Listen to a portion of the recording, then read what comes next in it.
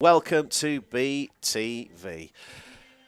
A really big day in the BTV calendar. We've got a double header for you, both in the lower six of the Premier Division competition. Firstly, it's the visitors of Loughborough Students Women taking on Beeston's men. That's in around about 5 minutes' time.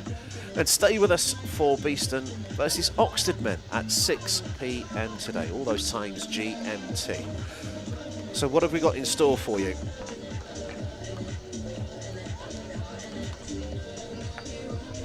We've got those two games, and also we just had a message come in. Someone's just trying to ring me to say, can we turn the music down?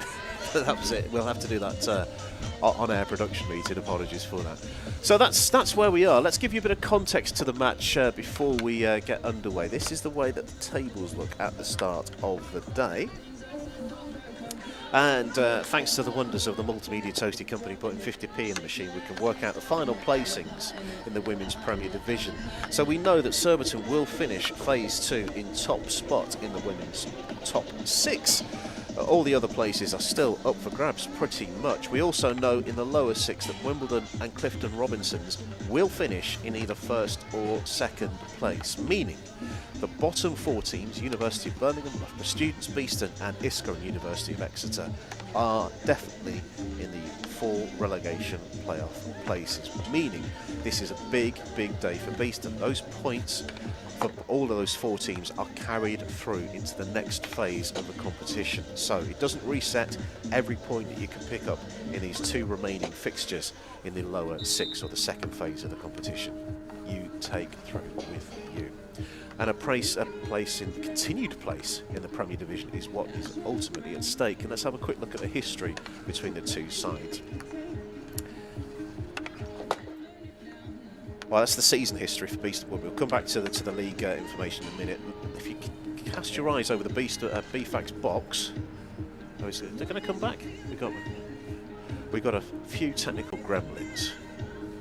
As we can focus on the distance, we can see our 2 match umpires, by the way, Claire White and Jane Hallett. It's a second visit to Nottingham Hockey Centre in a week for Jane Hallett.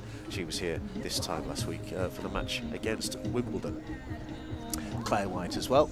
Good to see her regular face around these parts too.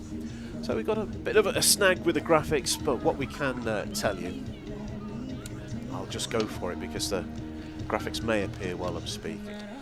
Beeston's women. Beeston looking for their third. There we go. It's all happening here off air, I must say. Only 1 defeat by more than 2 goals all season.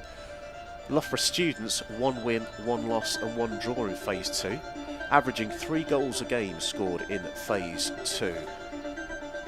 So plenty of goals in this Loughborough side.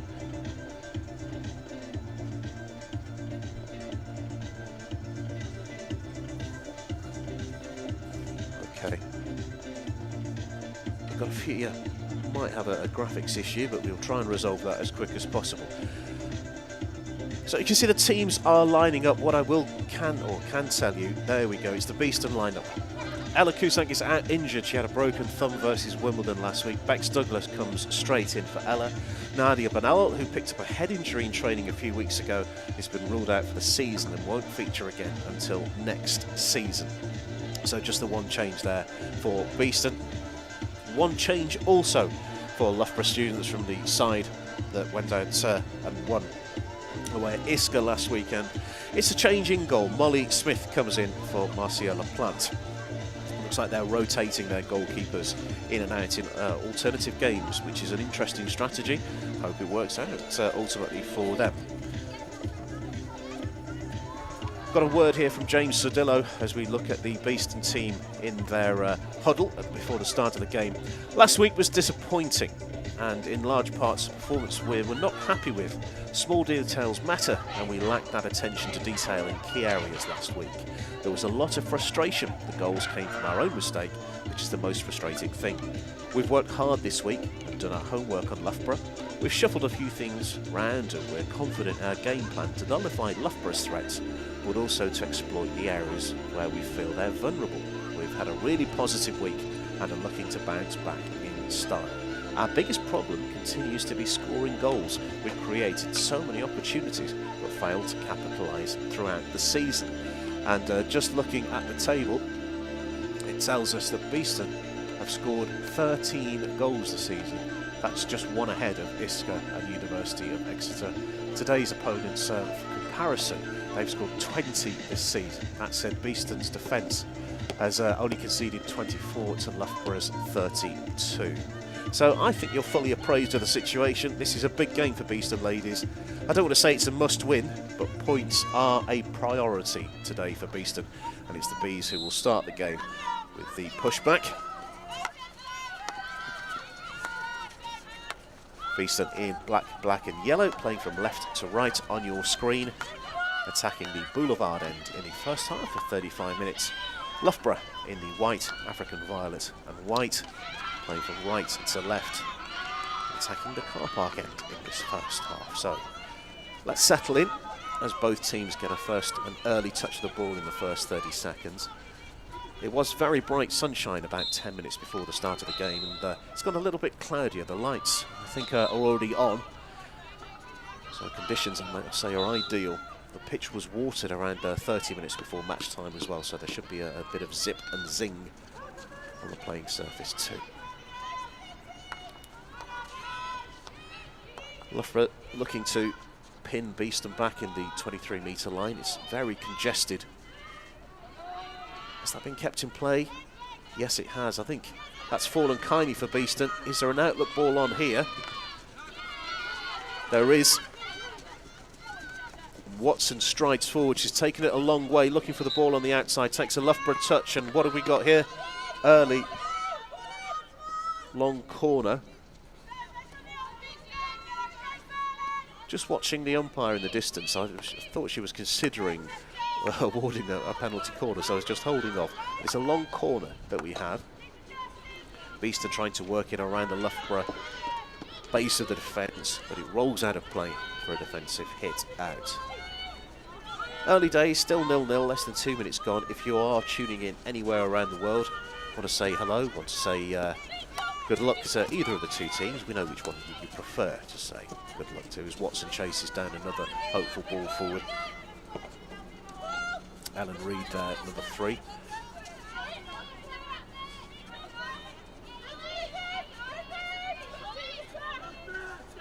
Leaving it for Holly Dring-Richardson. The aerial ball isn't great, and that's swept into the circle early. That's been left, I think, rather than maybe was there a shout or something in the circle just to leave the ball, but no one was there in black to pick up on it. Watson having a very bright opening couple of minutes, been involved heavily in it. She's involved there again, but this time giving a foul away, getting connected in with a stick.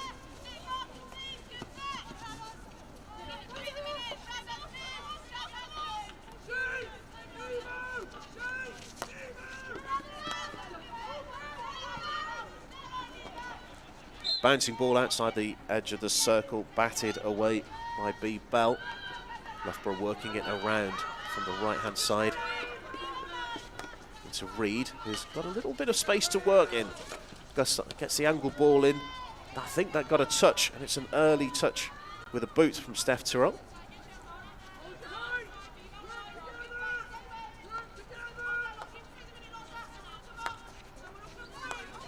Loughborough's turn now to work the ball. Reid, who's been heavily involved in the opening exchanges. Beth Alexander in the middle, number 21. And there's an early goal. And Loughborough students have taken the lead, worked around very, very neatly.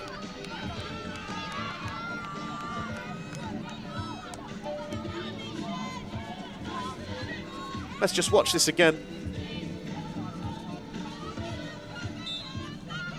There's the angle ball into the circle, and an unfortunate deflection presents it for one of the simplest finishes, and Loughborough are in the lead. Exactly not what was in the Beeston game plan. And immediately, Loughborough back up to the baseline, hunting for more. Long corner for that.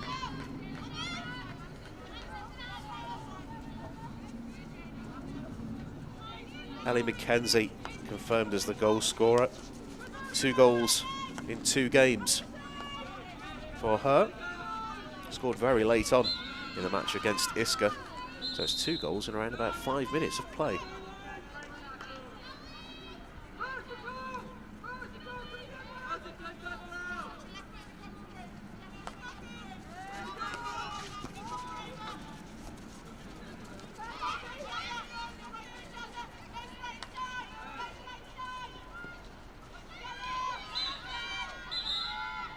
Free hit.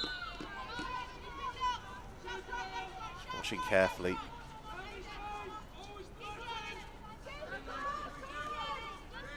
It's Bex Douglas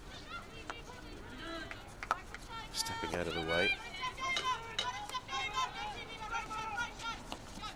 Now to the left-hand side, we'll look for a student space to work in. There's a ball back. There's an appeal or two. It will come back for a Loughborough free hit just outside the circle. Deciding to go back and then play the ball in. Danger is the signal.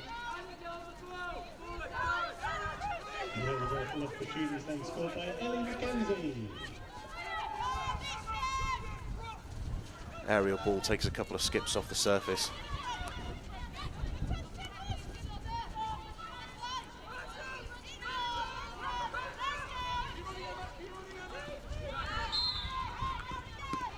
And out of play. As usual, we'll try and keep an eye on what's going on elsewhere. I think this is a very important week for keeping an eye on results elsewhere, due to the precarious nature where the teams could finish up. Every point is precious now.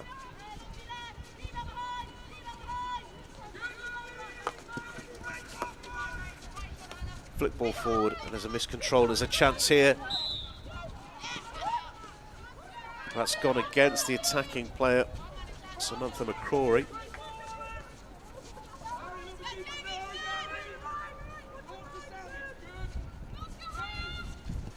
Aerial ball out of defence. Big reach from Alexander.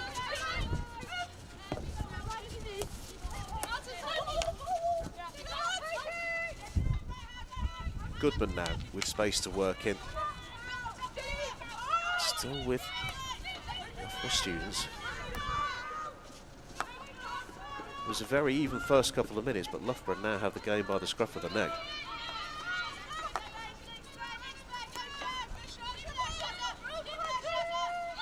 Watson doing her best to try and hold up the attack, and what do we have there? There's a foot in the circle on a back stick by the umpire. Signal. Beeston will be able to clear. I think clear heads are important as well, because we're looking at 2 players very far forward looking to put pressure on and not allowing Beeston to get out of their defensive shape.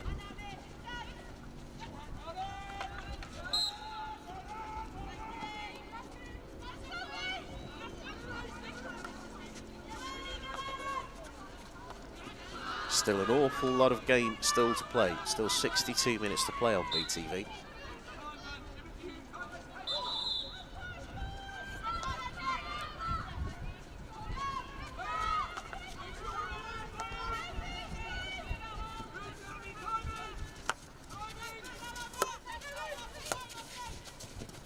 Rohan, the diagonal ball inside.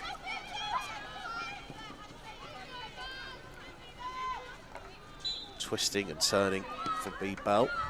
He goes to ground. Earns a free hit. Beeston, I think, rushing things in my view just a touch. Not massively, but just enough to cause a few problems to arise. Just like that. Chance here on the reverse. And that's gone straight through for the second. Goodman taking the congratulations. I thought a shot was on the reverse, but I thought it may have come a couple of steps further along. Maybe it was the surprise.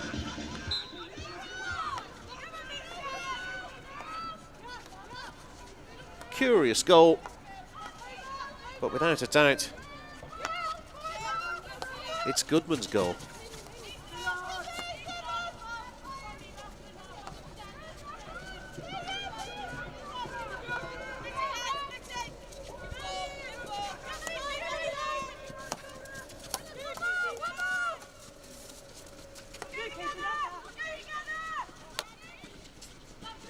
into the circle for the first time in a little while. From Beeston's perspective, Loughborough hustled and harried, and ball still with Beeston on the outside of the circle. There's no room for a turn and shot at the moment, but there's a layoff on. Penalty corner, Beeston.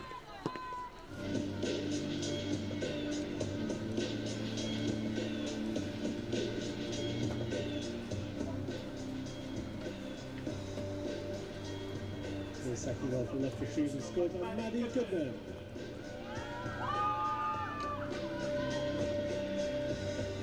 There's the angle being blocked in.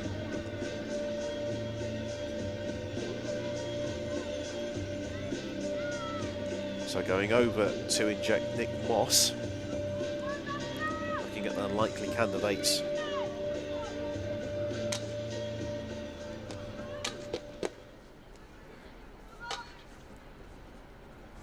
Millington or Grieve. Millington 18.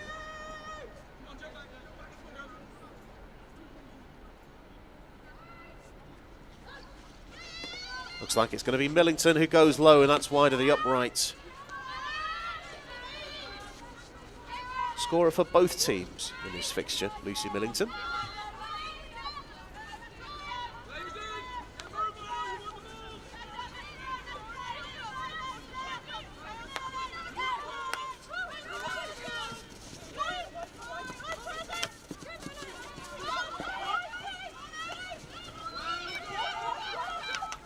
Space opening up down the Loughborough left-hand side. Early ball forward to the baseline, and that's been kept in excellently. Really good work from Sam McCrory.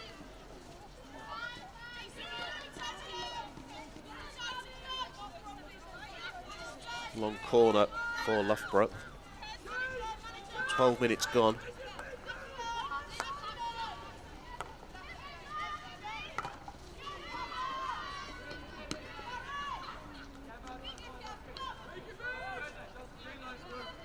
If you're not familiar with the area, Loughborough's just a couple of junctions away down the M1, so this is not quite as close as the University of Nottingham and Beeston derby, but it's the next nearest. So Beeston now have some space to work with down their left-hand side. The attack is being carried forward by Millington, and that's another penalty corner for Beeston. Strong running, rewarded with a second penalty corner.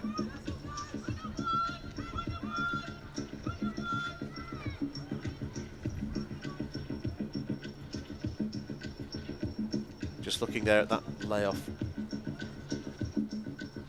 It's been played inside. Umpire Claire White signalling to a foot for all to see. Moss goes over to inject again. Millington and Grieve. In fact, I'm just seeing Grieve taking a couple of steps back there.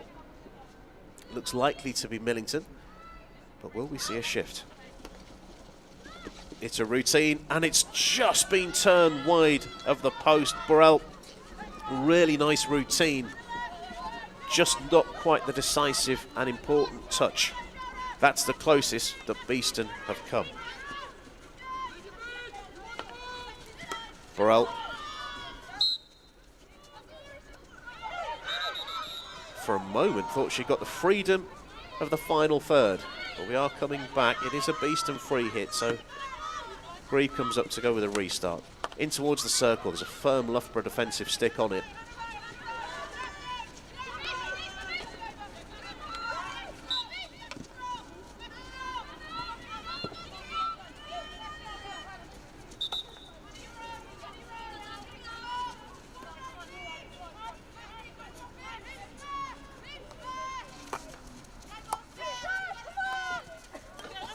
Very neat from Loughborough students, crisp passing, making the Beeston midfield chase around. Well, getting a little tangled, giving away a free hit, very central. Aerial ball towards the baseline. It's with Beeston on the restart. Very keen to know your thoughts as well, wherever you are in the world. Good interception with a bouncing ball.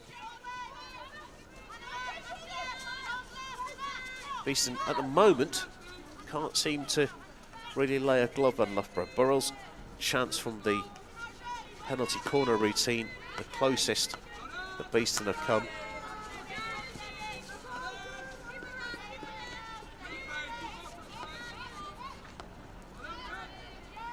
Visitors working it out of play.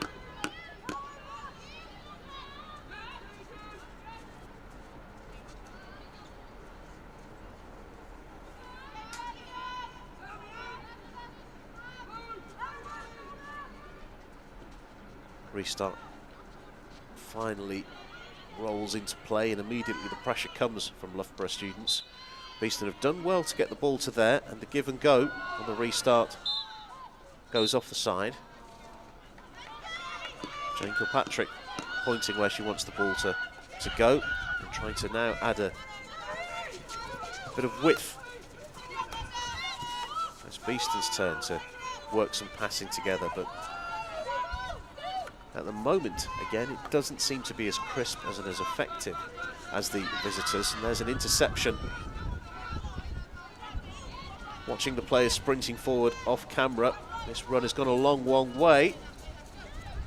Important interception.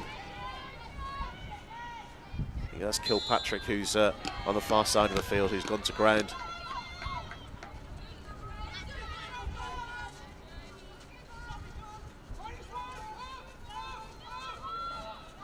Tilly Crampsey looks as if has been shown a green card for Wimbledon. Sorry, I've just seen the word Wimbledon written down on the stats somewhere, and suddenly been transported back a week.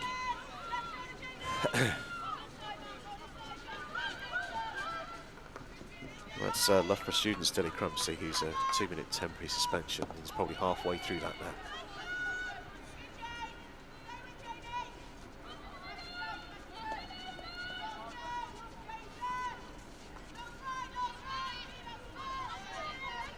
Whistle blows, and we should be very near to quarter time.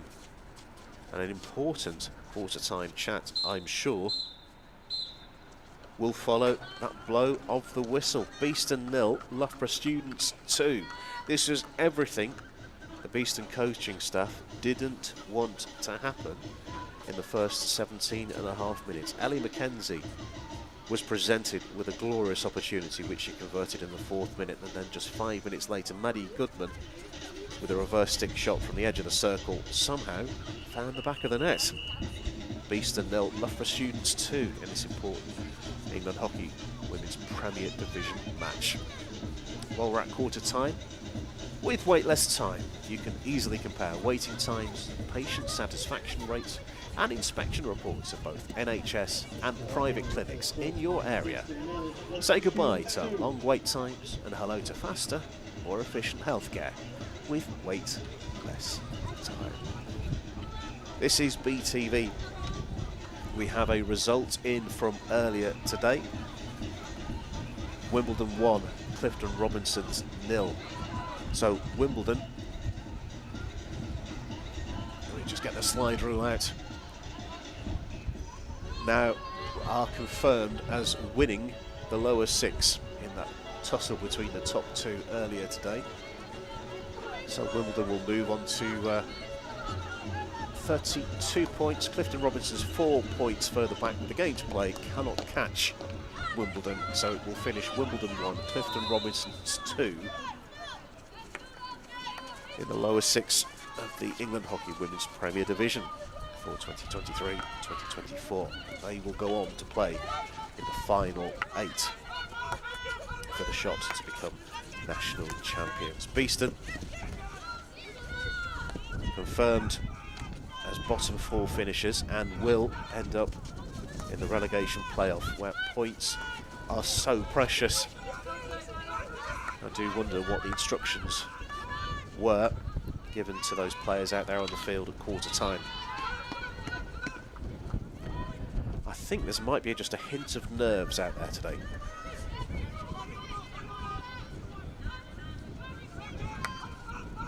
Grieve with a chance to swoop the ball out to the left.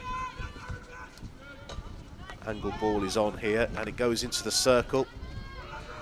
Loughborough deal with it as it pops up off the stick. And immediately look at the pace down the right-hand side as the rain starts to lash down here at Nottingham Hockey Centre. Into the circle, takes a couple of touches, and then touched behind for a long corner.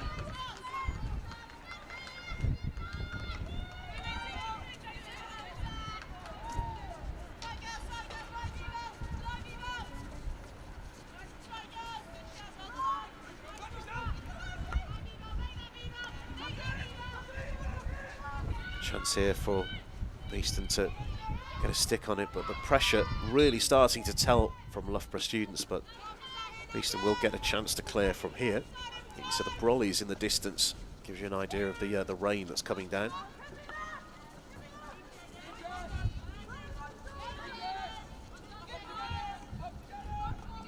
Don't want to panic anyone, but I saw it was forecast for snow for 7 o'clock, but fingers crossed that doesn't turn up.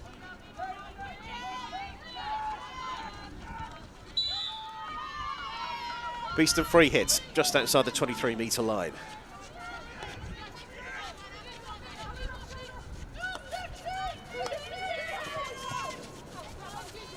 Looking at the options, going back is the preferred route from Lottie Summers.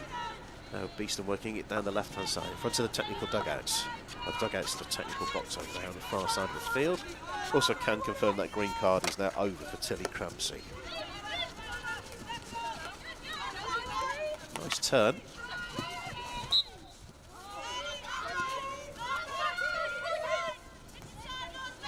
Eve McIver is the player working well for students. Now there's a little moment where Beeston can get on the ball. Watson bundled.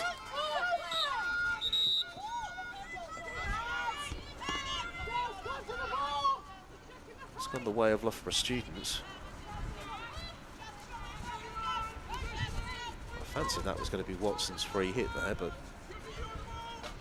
I'm not out there. Nice ball to the left-hand side of the circle.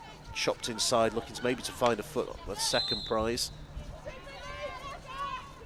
Beeston will get another chance to clear here. 21 minutes now gone. Beeston 0, Loughborough 2. You're watching BTV. Live on a Saturday afternoon.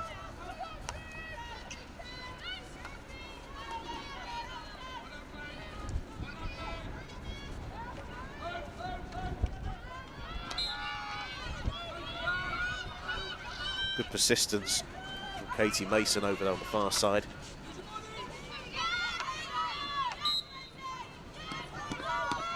Beeston now get a chance to play forward.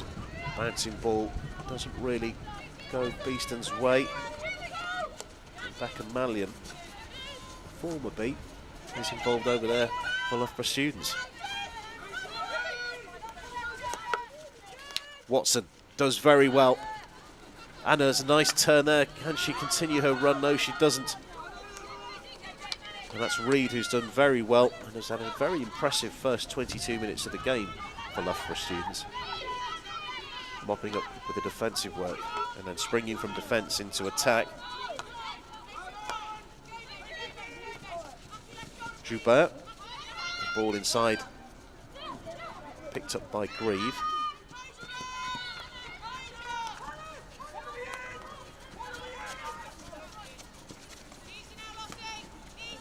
Risky ball across the defence. Things are just starting to click in Beeston's midfield, and things are starting to go their way. Can they capitalise on this nice spell? Not quite like that. Goodman, who scored the second goal, her progress is held up illegally.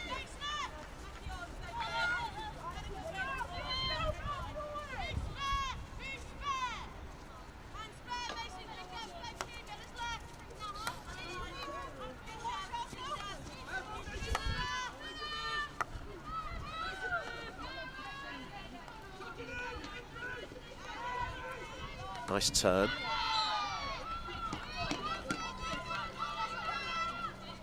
Beeston will clear from here.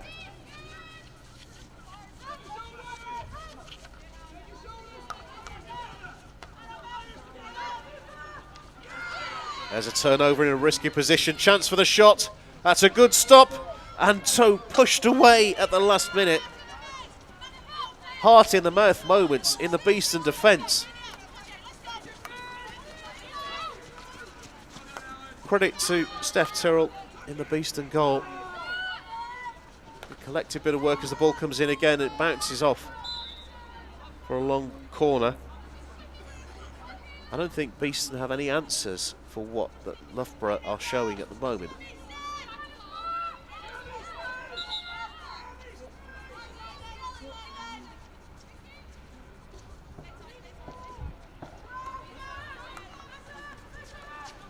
Anticipating the diagonal ball, which does take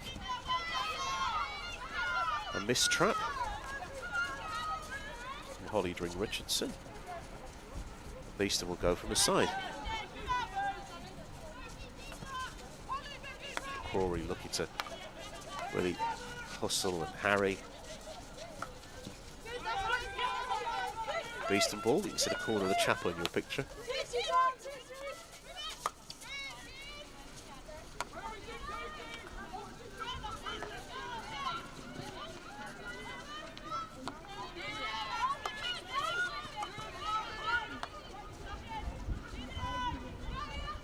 Aerial ball down the left-hand side, taken down by Beer.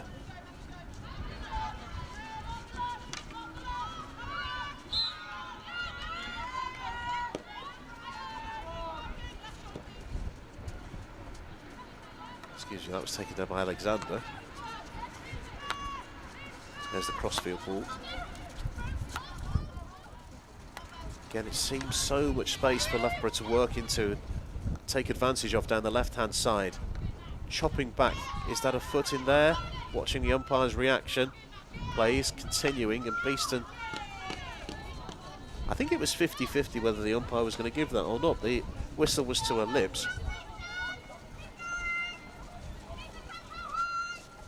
The play allowed to continue, and Beeston can clear.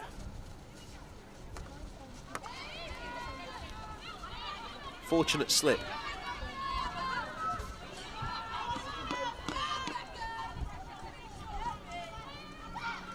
Sideline ball for Loughborough. And I think a couple of Beeston players leaving it for each other there.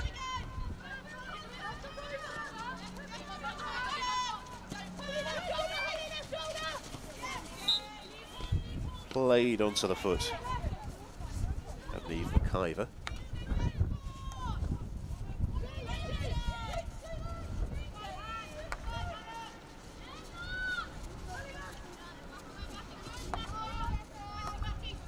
Problem for Beeston's season, as I mentioned at the start, has been goals. At the moment, they need to get the ball down the other end of the field should they wish to threaten. It was already going to be a tough game today. Now they're 2 goals behind. They've got to score 2 just to stand a chance of getting anything out of the game. And this control at a critical moment sees possession return back to their visitors.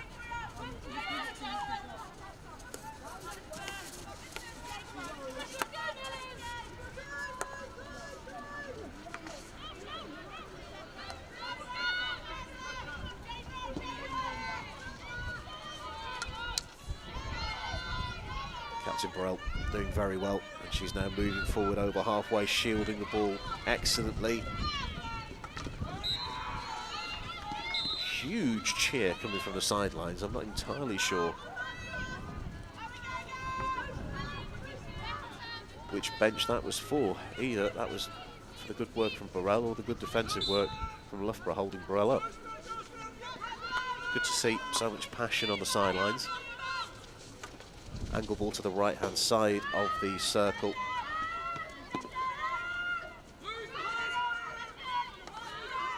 See, that was Miller really stretching for that ball as it was along the floor.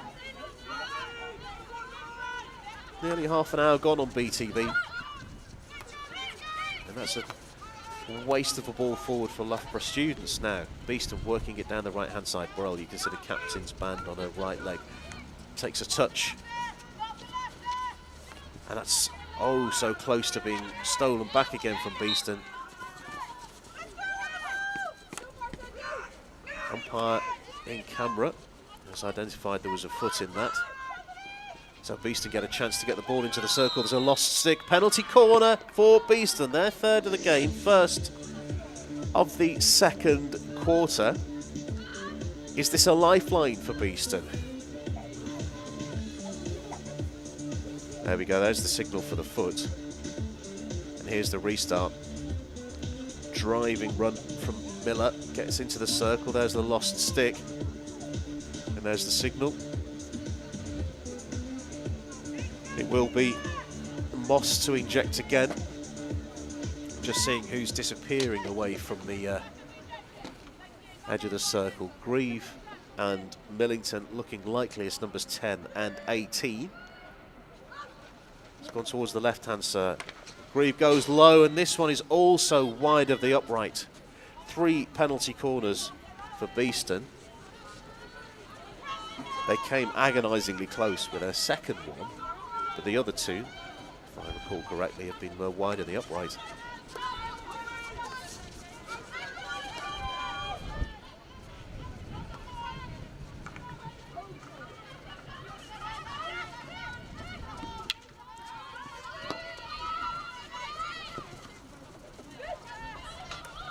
Early ball back into the circle. Really ambitious pass, nice idea from Loughborough, changing the angle of the attack, catching the Beeston defenders on the wrong foot. 30 minutes gone.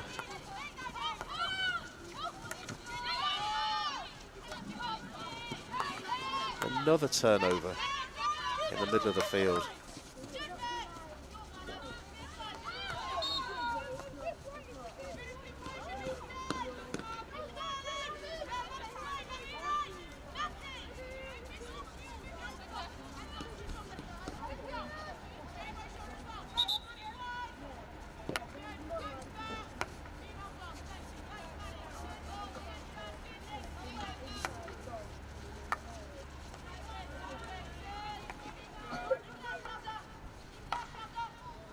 That's got all the way through. Who got the final touch on that? It was a Loughborough stick. That's being challenged, I think, by Dyson.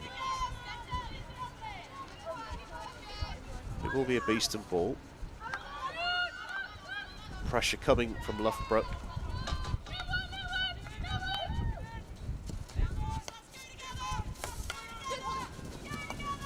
Bell just gets stuck on the end of her stick. Loughborough just looking a tiny bit less composed as they were a couple of minutes ago. In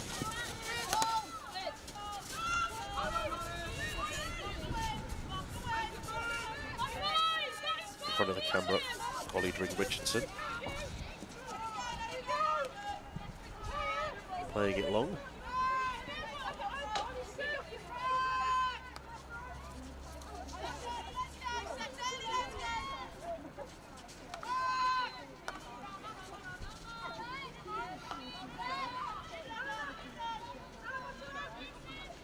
That's been allowed to run a long way. Got Watson thinking that's a Beeston ball, and Beeston do take it. I say do take it quickly. They've been pulled back. Just looking at the communication off camera from the umpires. I think Beeston would have preferred to have kept the element of surprise there about their continued attack, but they've been pulled back.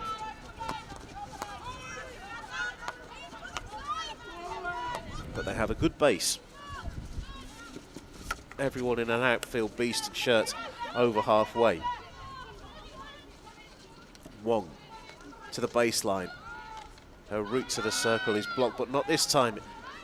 Second ball in is good, and that's a slip. Stevens goes to ground. Loughborough will be able to clear.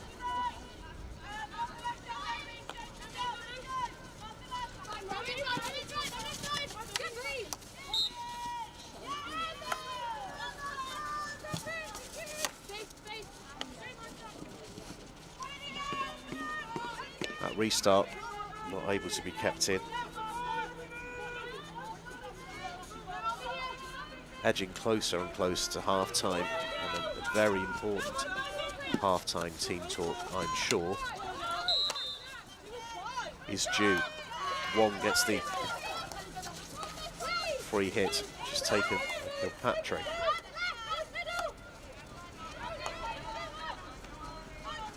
He's working it through the middle.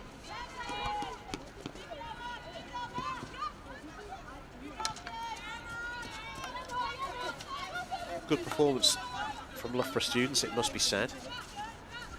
Composed, inventive, pacey.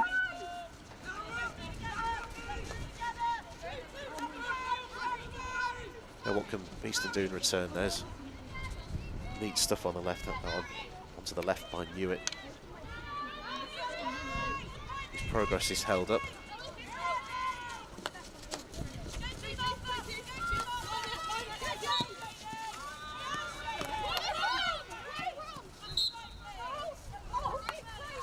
Don't think Kilpatrick was 5 there, but I think that was more accidental rather than deliberate.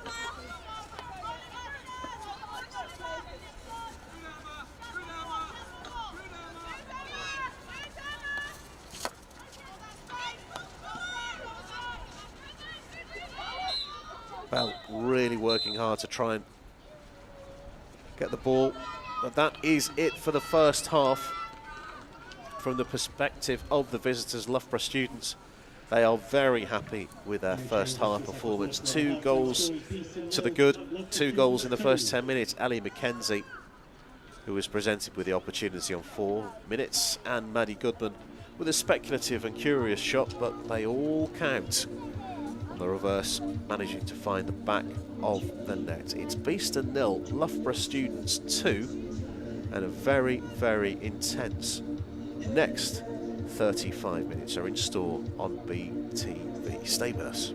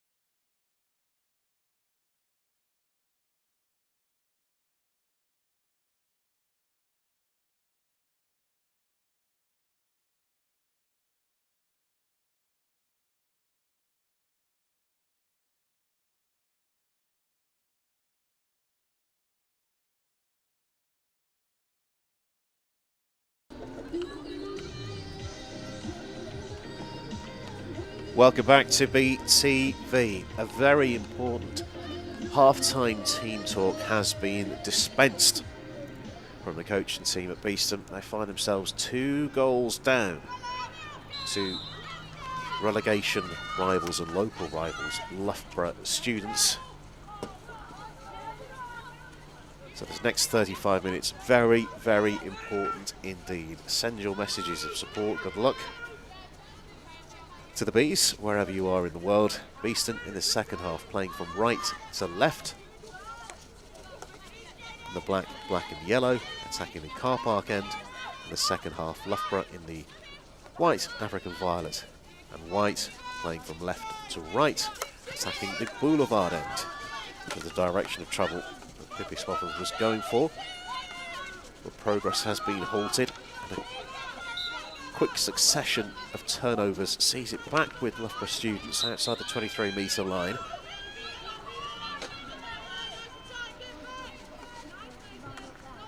Quick note on the stats, no penalty corners for Loughborough Students, but 3 for Beeston. And I think they were unfortunate with one. Loughborough coming close to tipping the ball in very close to the upright, but the other 2 opportunities wide of the post.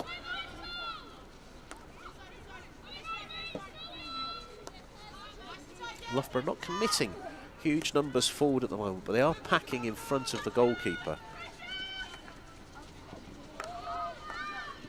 Looking for that turn in, swept away. I think I found a Loughborough leg on the way through, so Beeston will clear.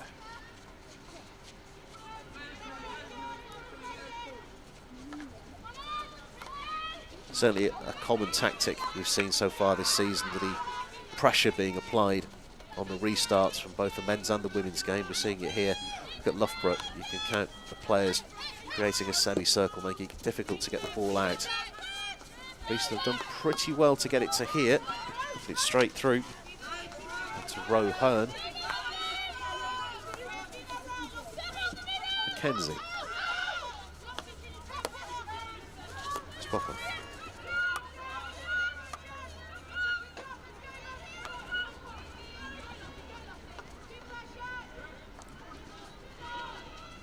Ball just being kept in play.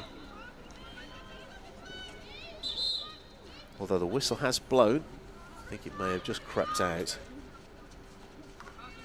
Beeston playing it very quickly on the restart. Incremental movement in front of the dugouts.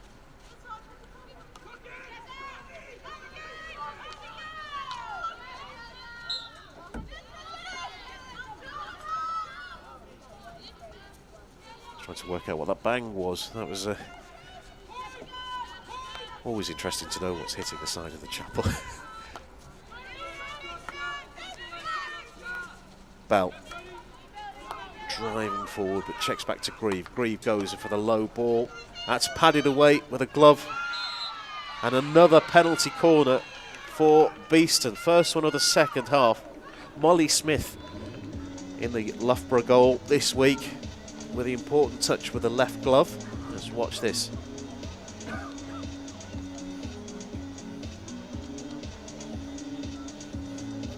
Just takes a little skip up. There's the appeal, and there's the signal.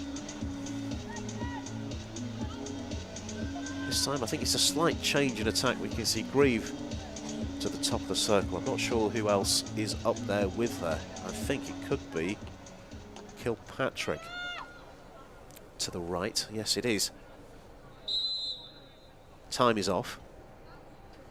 Looks like we've got a few difficulties with some of the protective gear. Unlike the Pro League or the international matches, there's no set 40-second window for the penalty corner to be taken, so the clock is now running again. The ball is live. Kilpatrick goes low, and then away out of harm's way once more for Loughborough Students. Beeston, though, get a second win, looking to get the ball in on the right-hand side, getting maybe a diagonal. Grieve shapes to go in towards the circle. It does get a touch. It's loose. There's a shot available. watching for the umpire's signal. Huge appeals, nothing there. Beeston with their tails up, really looking for that moment that they need so much, and the ball is out of play. Who did it take a touch off last? It's a long corner. This is really strong from Beeston. They need to capitalise on this moment where they are in command of the game, but we are holding back just a second. Grieve with a restart. Just making the angle ball in. It does take a couple of touches on the way through. Whistle blows. And it is a defensive ball for Loughborough students.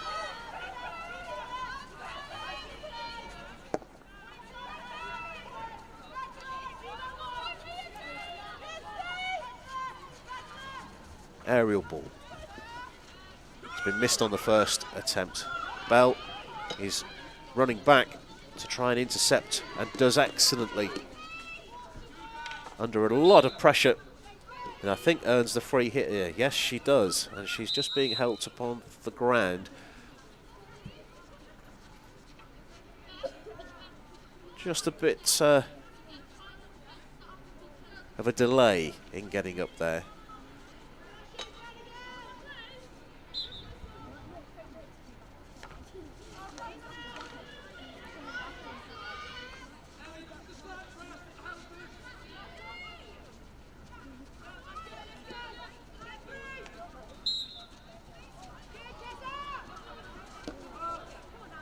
.41 minutes now complete on BTV. Beeston 0, Loughborough 2.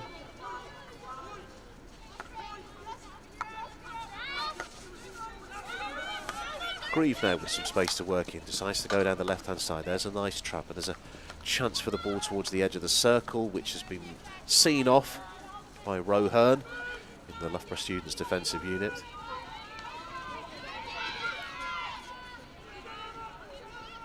Pritchard running into a little bit of trouble. Beeston back with it.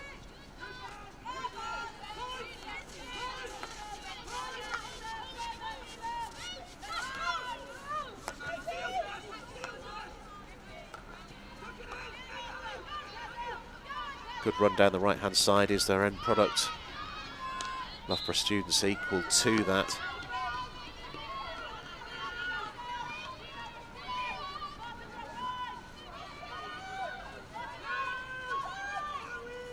Good support here today, and it being a local match for Loughborough students. There's quite a few travelling supporters today, which is making it quite lively on the sidelines. And of course the balcony, which you never get to see on BTV. Maybe one day. Whistle blows.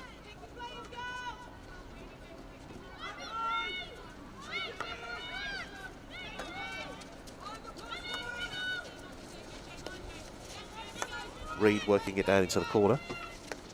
Quick ball into the circle. Kilpatrick did very well. Not to give away a penalty corner there. Again, I'll remind you that there's no penalty corners yet for Loughborough students. And also, we haven't had a goal since the 9th minute.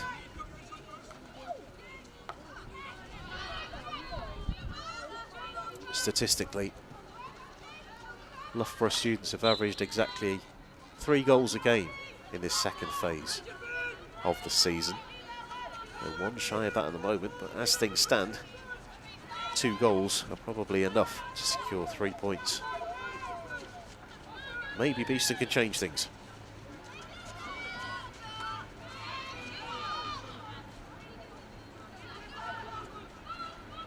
A couple of interchanges happening. See the bibs in the distance.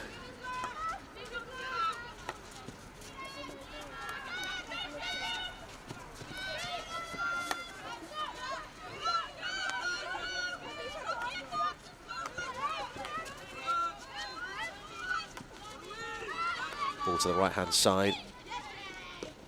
Just outside the circle.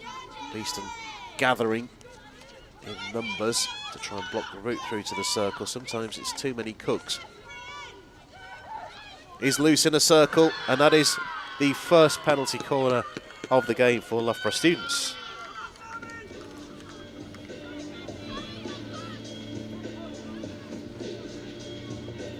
Whilst the replay plays on, I'll have a look at who's the likeliest contender.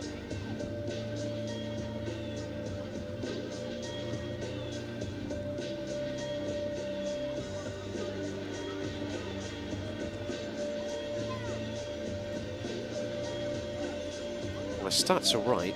Loughborough students haven't scored a penalty corner since the reverse fixture on the 4th of November against Beeston down the road. Lorna Mackenzie, the assistant coach, scored on the 7th minute from penalty corner. And Beth Alexander, number 21, also on target 10 minutes later that day. So my eyes are focused on 21, just to the right of the centre. It is Alexander who goes low, and that is another for Loughborough. They have the 3 goals.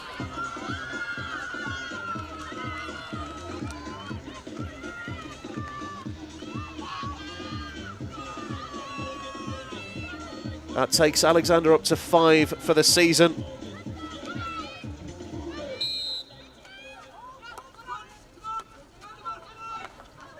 Certainly it's Alexander's shot. I'm not sure if it got a touch on the way through. We'll get that confirmed in due course. She was taking the congratulations. It did seem to flick up in the air.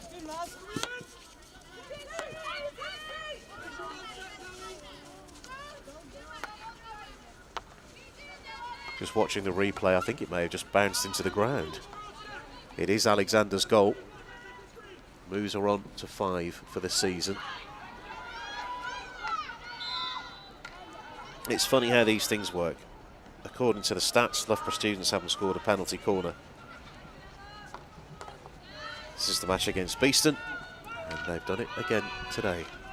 So 3 goals for Loughborough as the clouds get ever darker, both in vision and I think metaphorically as well for Beeston today. It was 3-0 last week against Wimbledon.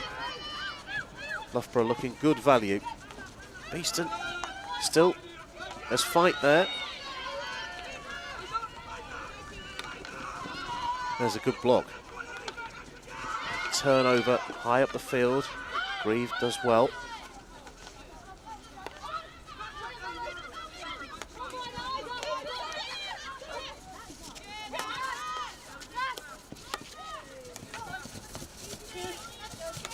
Sideline ball right in front of the camera.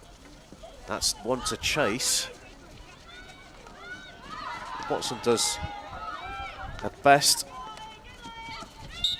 And we get a free hit for Beeston. Now wanting the ball quickly, Millington. I think there's a little bit of doubt about where the restart should be taken from, which takes the pace out of Beeston's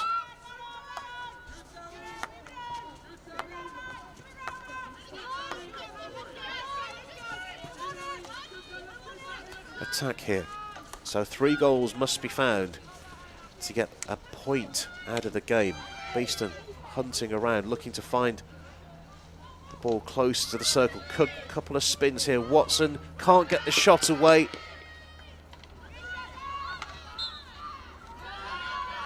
And Loughborough students will be able to clear. We're approaching 3/4 time on BTV.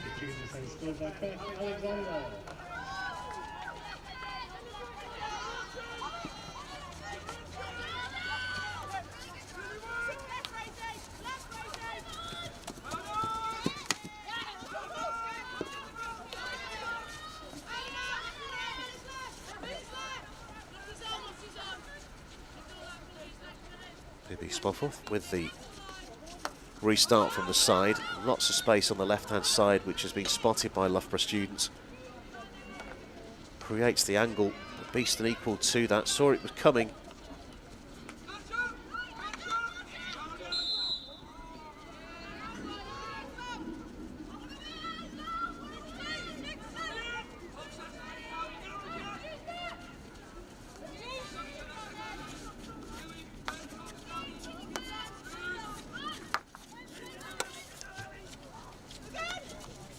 Summers will go from the side.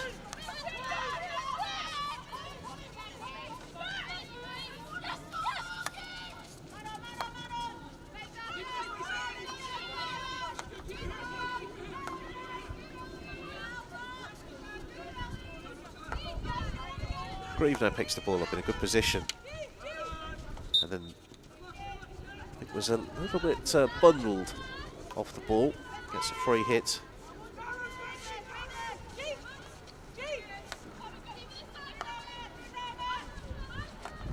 Beeston going more urgently, looking for the shot on target. Who can get on the end of it? It's an important penalty corner for Beeston, with the clock about to tick into the 51st minute.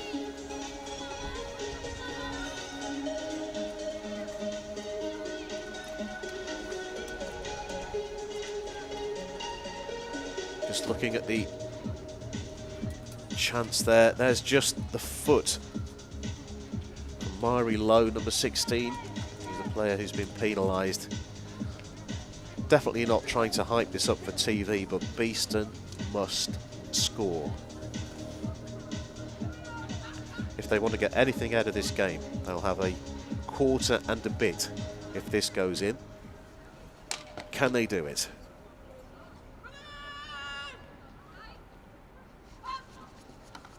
Grieve goes low. It is there! Beeston on the board.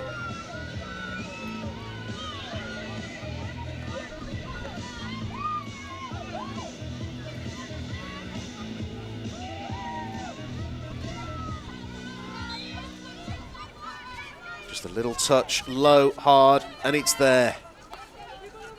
That's the goal that they needed. And immediately the noise around this place goes up a notch.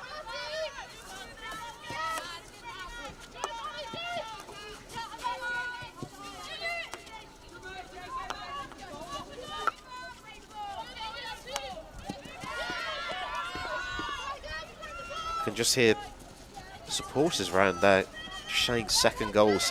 That is the most important thing. If Beeston get the next goal,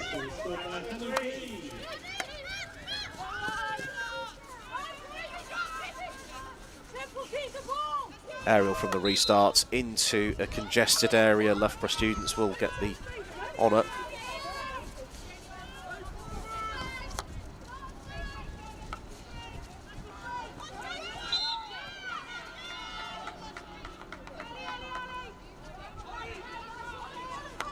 Final knockings of the third quarter on BTV. Beeston 1, Loughborough 3.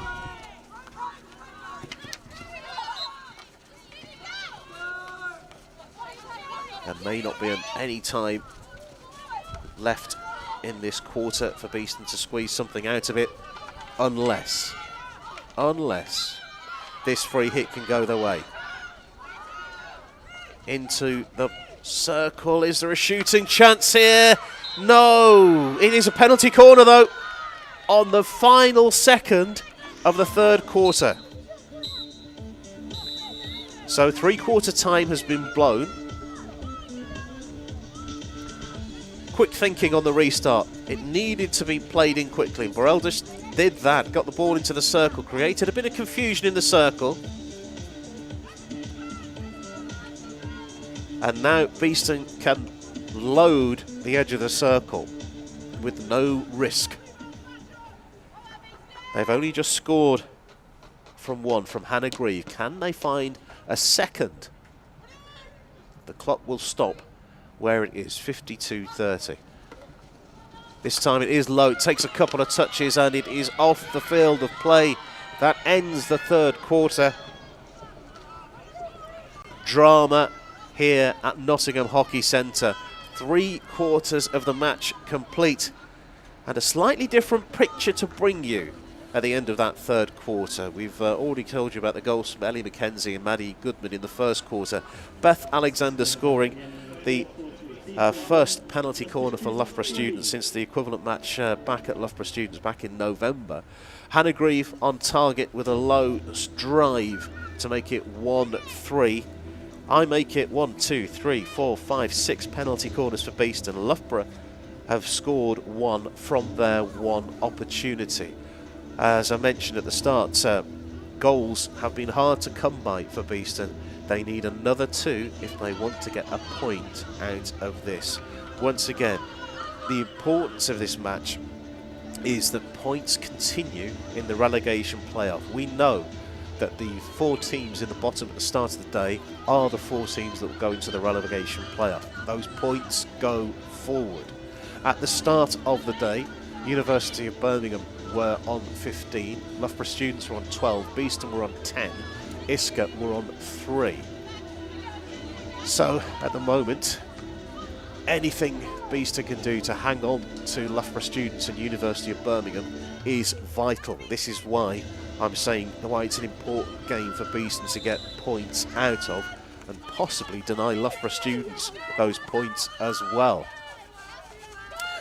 Once again, that's your context. This is BTV. Strap in.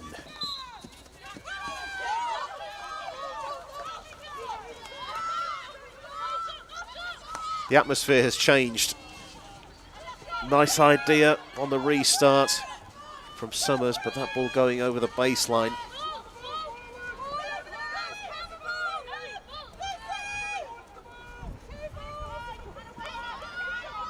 While we're a quick pause, quick note about a couple of the Loughborough players who were at the Under-21 World Cup in December 23 with England. Molly Smith in goal, Holly Dring-Richardson and Beth Alexander.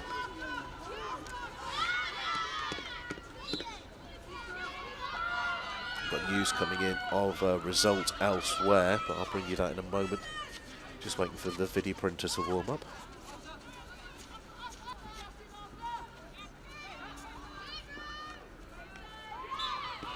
University of Birmingham 3, Isca 2.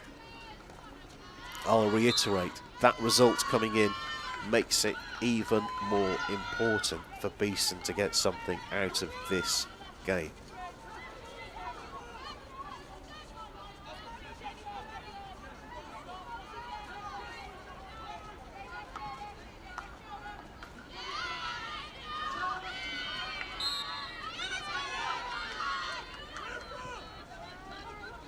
Beeston full of adventure now down the right hand side, ball into the circle. Has that been carried over? It was been carried over by a Beeston stick. Final touch.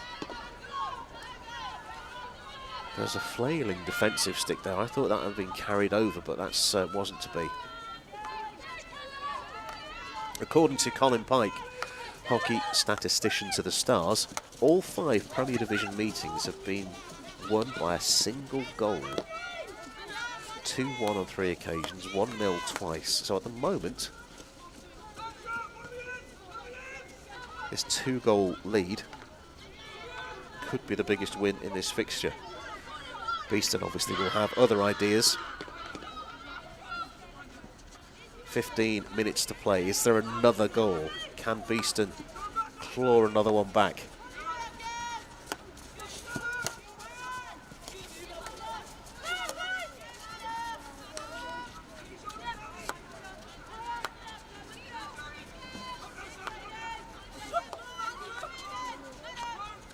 There's an aerial ball coming off the body, so it will go Loughborough Students' way as the Brollies come out again.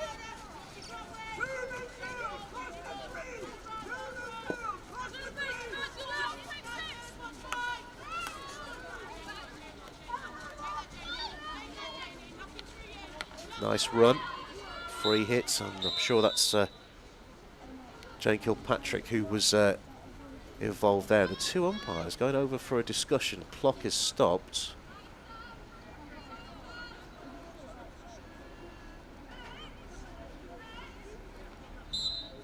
And it has gone Beeston's way. So I think that the first thought there was a dangerous play into the body. It's actually been reversed and gone Beeston's way.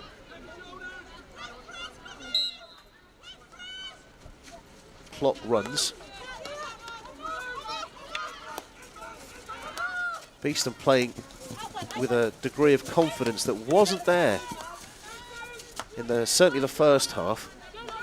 It's funny what a goal can do for you.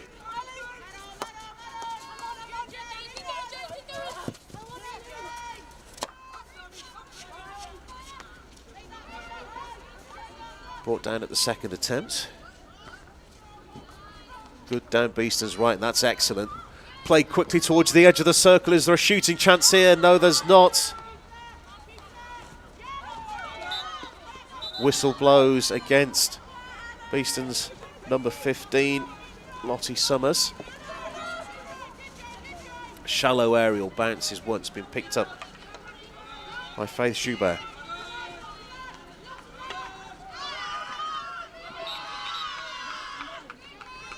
Loughborough student supporters making an awful lot of noise on the far side, just to the right of the dugout, or the coach's dugout as we're looking at it.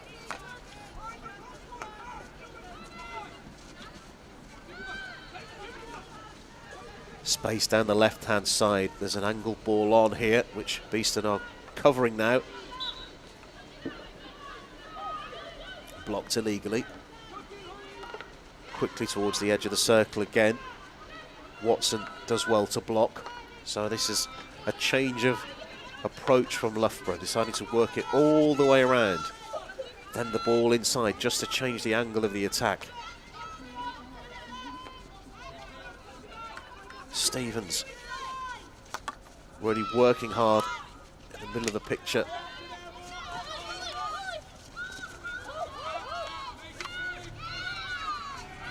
Tricky moment for Loughborough students in some regards, because they've done very well to get the ball up the field. Now they've had to change their approach, and do they stick and go more defensive to guarantee that they get the points, and let in a run like this from Watson down the right hand side with a layoff? Watson picks the ball up again. Penalty corner for Beeston. And there's a card coming too.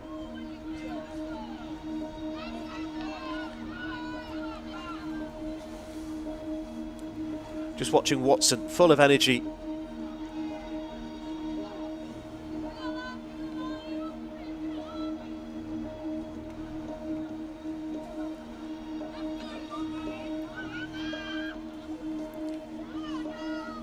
So Emma Upprichard showing the green card, so she'll be back in play in just under 2 minutes' time. So any time that's been taken by Beeston and Loughborough students putting their protective gear on will shave off time off that green card. So I wouldn't be surprised at all to see the clock being stopped, but that's not happened. Grieve scored the last time we had a penalty corner.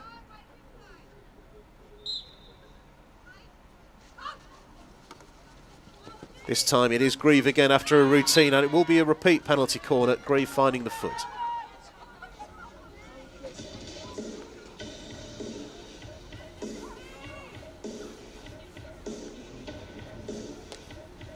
Maybe it looked a bit too over intricate, but second chance to make a first impression.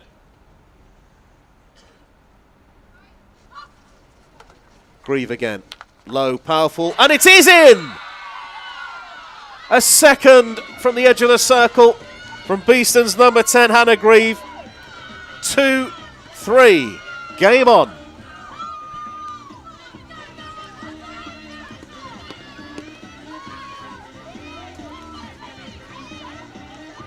Takes a couple of skips off and hits the inside of the backboard. Grieve celebrating rightly. 10 minutes to play from an unlikely position, and there's a chance here for an interception which Beeston have got. Millington with a sideline ball from nowhere. Beeston have come back. There's the ball into the circle. It's all Beeston at the moment. Loughborough a little bit surprised, I think, by this comeback. And I think an even bigger question, do you stick with 3 goals?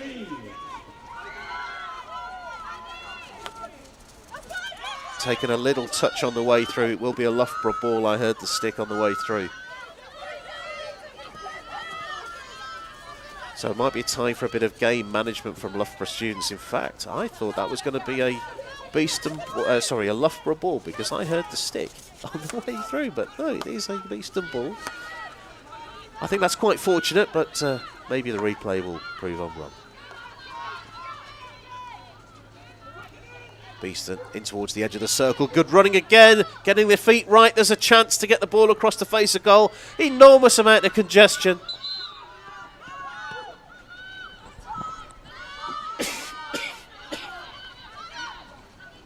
Excuse me. There's the ball into the circle again. Is there a chance here for a shot? A couple of chances to sweep the ball away. Another penalty corner for Beeston. And Loughborough are not happy at all with this. Arguments continue whilst the replay continues to play on as they will prepare. Just watching the replay. You are watching a replay, by the way. This is not live. There's the chance. There's the first attempt at the sweeping change away. I think it might be danger. Could be possibly. Not sure. Beeston will take it all day long. I can also tell you as well that the green card for Emma Pritchard has gone. So it's back up to 11. Drama upon drama upon drama here on BTV. This is why you tune in, I'm sure, every time we're on.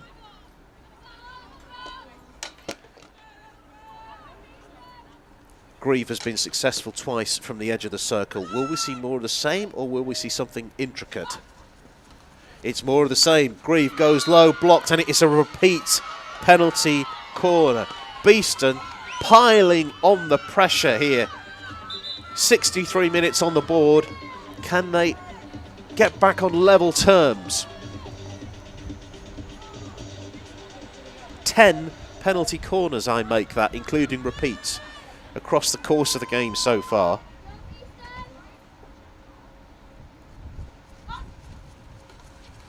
This time it is Grieve onto the left-hand side, played in low, played in hard, and this time it is swept away from Loughborough students, which is cheered as loudly as a World Cup win by the supporters on the far side. Beeston will come again, though. In towards the circle, and away this time.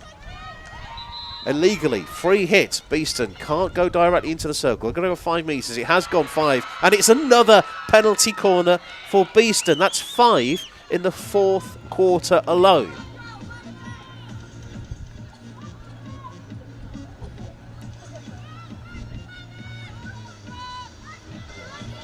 If you're watching, tell a friend. Tell them to tune in.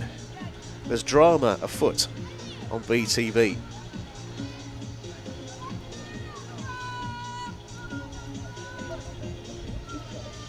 So Grieve taking a couple of steps back. Interestingly, Lucy Millington is just left of centre. Millington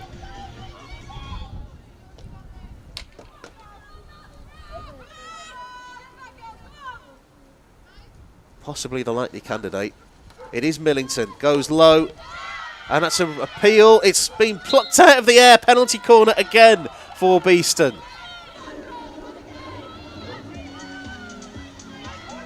In fact, no penalty corner for Beeston. It has been overturned.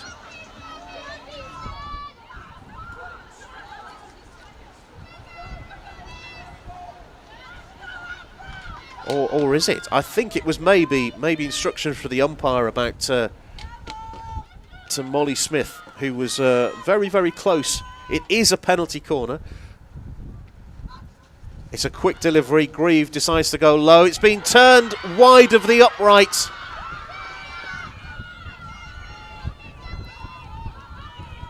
Five minutes to play.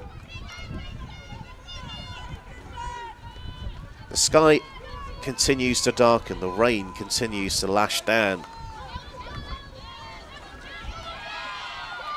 Beeston full of vigour and life.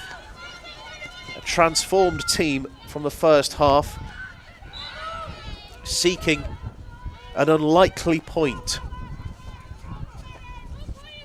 A bit of game management. Just leaving the ball to be played. Rosie Stevens really making it awkward for the restart, which has been played out, so it's a Beeston ball. 4 minutes to play. Kilpatrick with a restart. Grieve sweeps it out to the right-hand side.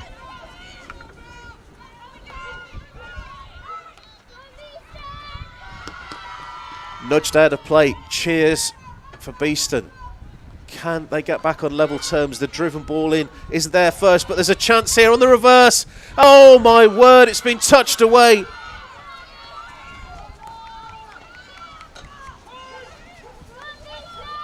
Kilpatrick bobbling ball in.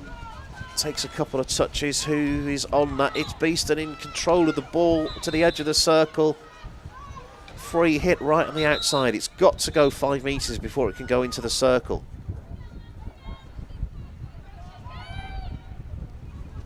That's the reason why it's been worked backwards. And then there's a loose ball in. This has opened things up. There's a chance and it's up and over the bar. 3 minutes.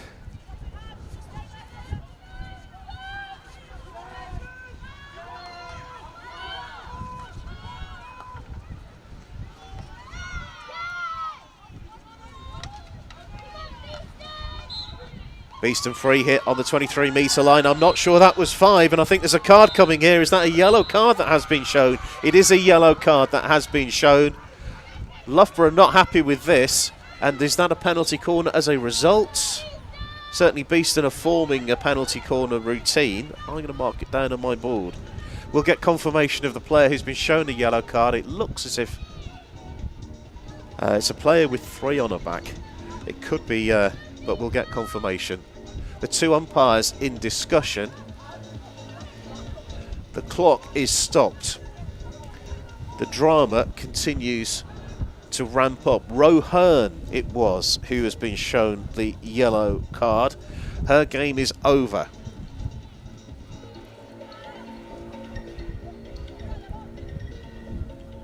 Instructions being given to the captain for Beeston.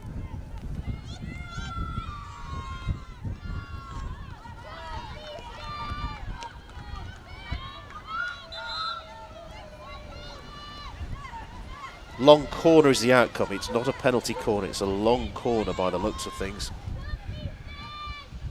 Are we rolling with the clock again? We are now. Rain beating down. 1 goal will feel like a victory for Beeston. At the moment, they've come from 3 goals down to being back to 3-2. Play on, advantage given, ball in the circle, foot found, so we will go back for a free hit. Just over 2 minutes to play.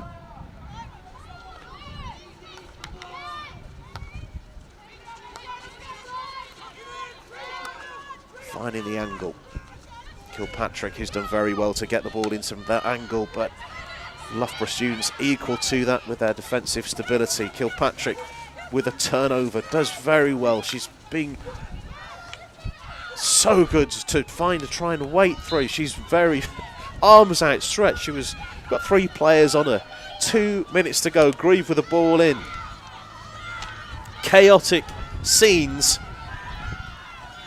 And Loughborough students taking the ball down to the boulevard end. That's where they want the ball. 90 seconds of the ball down there will be enough for Loughborough students to secure all 3 points. And what's been a very good performance from them, but it's been a very different performance for the last 10 to 15 minutes or so. Beeston suddenly found a performance out of nowhere. There's just over a minute to go. Good game management. Beeston have possession. Early ball forward, and that was one for Watson, I think. But she couldn't get on the end of it. Right place, good idea. No one was at home for Loughborough students. Into the final minute of play. Beeston seeking an unlikely equaliser. Can they do it? At the moment, the ball is with Loughborough students. Beeston piling the pressure on from the restart. They want, you can see the umpire, Jane Hallett, giving clear instruction about the restart. One more chance, I'm sure, in this game. It's a Loughborough students' ball, though. And with every second that ticks away, the chance of that equaliser gets more and more unlikely. There's the aerial ball. So there will be one more chance to punch the ball down towards the car park end. Usual reminder, our match clock isn't necessarily the same as the clock the players are working to. There's the ball into the circle. There's a chance here. Surely it's been padded away by Molly Smith for a long corner. That was the chance, surely. There's a slip outside the edge of the circle. My voice has gone. And Loughborough students play the ball up over halfway. Is it going to be kept in play? No, it isn't. Beeston get another chance.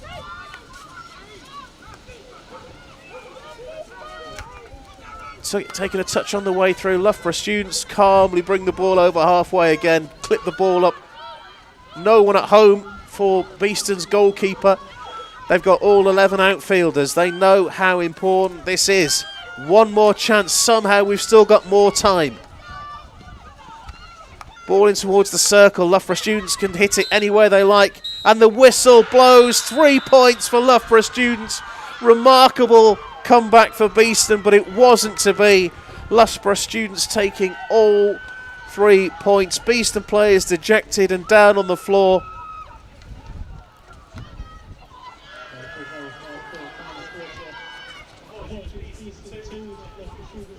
Beeston 2, Loughborough students 3. Umpires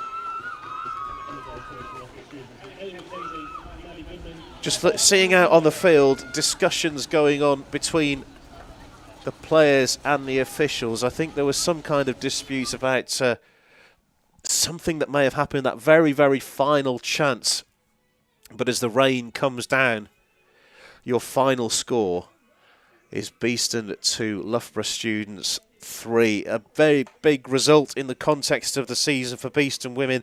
They travel down to Isker and University of Exeter next weekend for the final fixture in the lower 6, and then it will be the relegation playoffs. What next for Loughborough students? Well, it's a trip down also to the southwest to Clifton Robinsons against Loughborough students. That's on the 9th of March. The rain continues to beat down. There we have on the screen Ali McKenzie, Maddie Goodman in the first quarter, Beth Alexander adding a third, and it looked like it was game over, but 2 penalty corners from Hannah Grieve doesn't quite tell the story of that final phase of the game. I make that 11 penalty corners for Beeston. The pressure kept piling and piling, and a performance that wasn't there in the first half suddenly appeared out of nowhere. The belief suddenly became coursing through the Bees, but it wasn't to be. Ultimately, 3 points for Loughborough students and a defeat for Beeston. Do stay with us. This is the first of 2 fixtures today on BTV. What can the men do against Oxted? That one is starting at 6 o'clock GMT. I'll try and get something soothing for my voice, and we'll be back at about 5 to 6 GMT. See you then.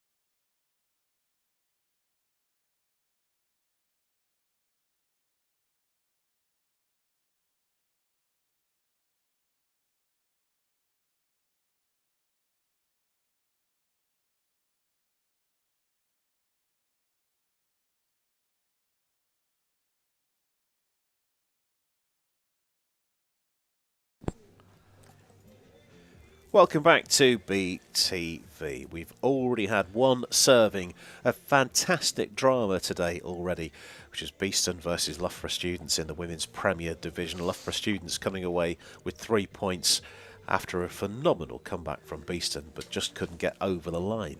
What does the second course of our menu have in store for us, with Beeston's men taking on Oxted Hockey Club? I'm Andy Day, sitting alongside me, Steve Musson. How you doing? Good evening. Yes, fine, Andy. Thank you very much. We will quickly get onto the men's competition, but firstly, if we can have a look at the women's updated table, given the information that we've had to hand. And I was saying in the first game how important it was for the women to get a result against Loughborough Students today.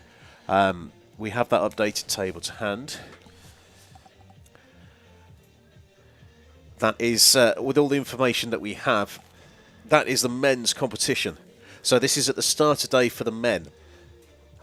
With also their finishing places, or likely finishing places. Southgate will finish in the 6th place, which confirms their placing for the final right, 8. Yes. And you can see there's 2 nice cubes along the bottom 6 of the teams there.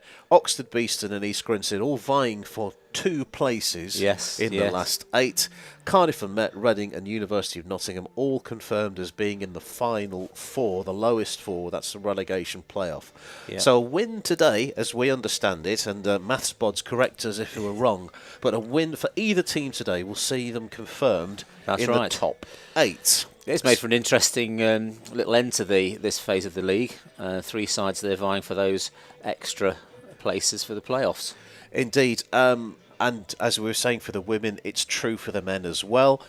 The points you have carry on into the second phase. Right. For the top 8, you start from 0 again, which I think makes perfect sense. But the relegation thing, it's more of a course of the season thing. Yes. So any points you can get today 3 points for either team today should be enough.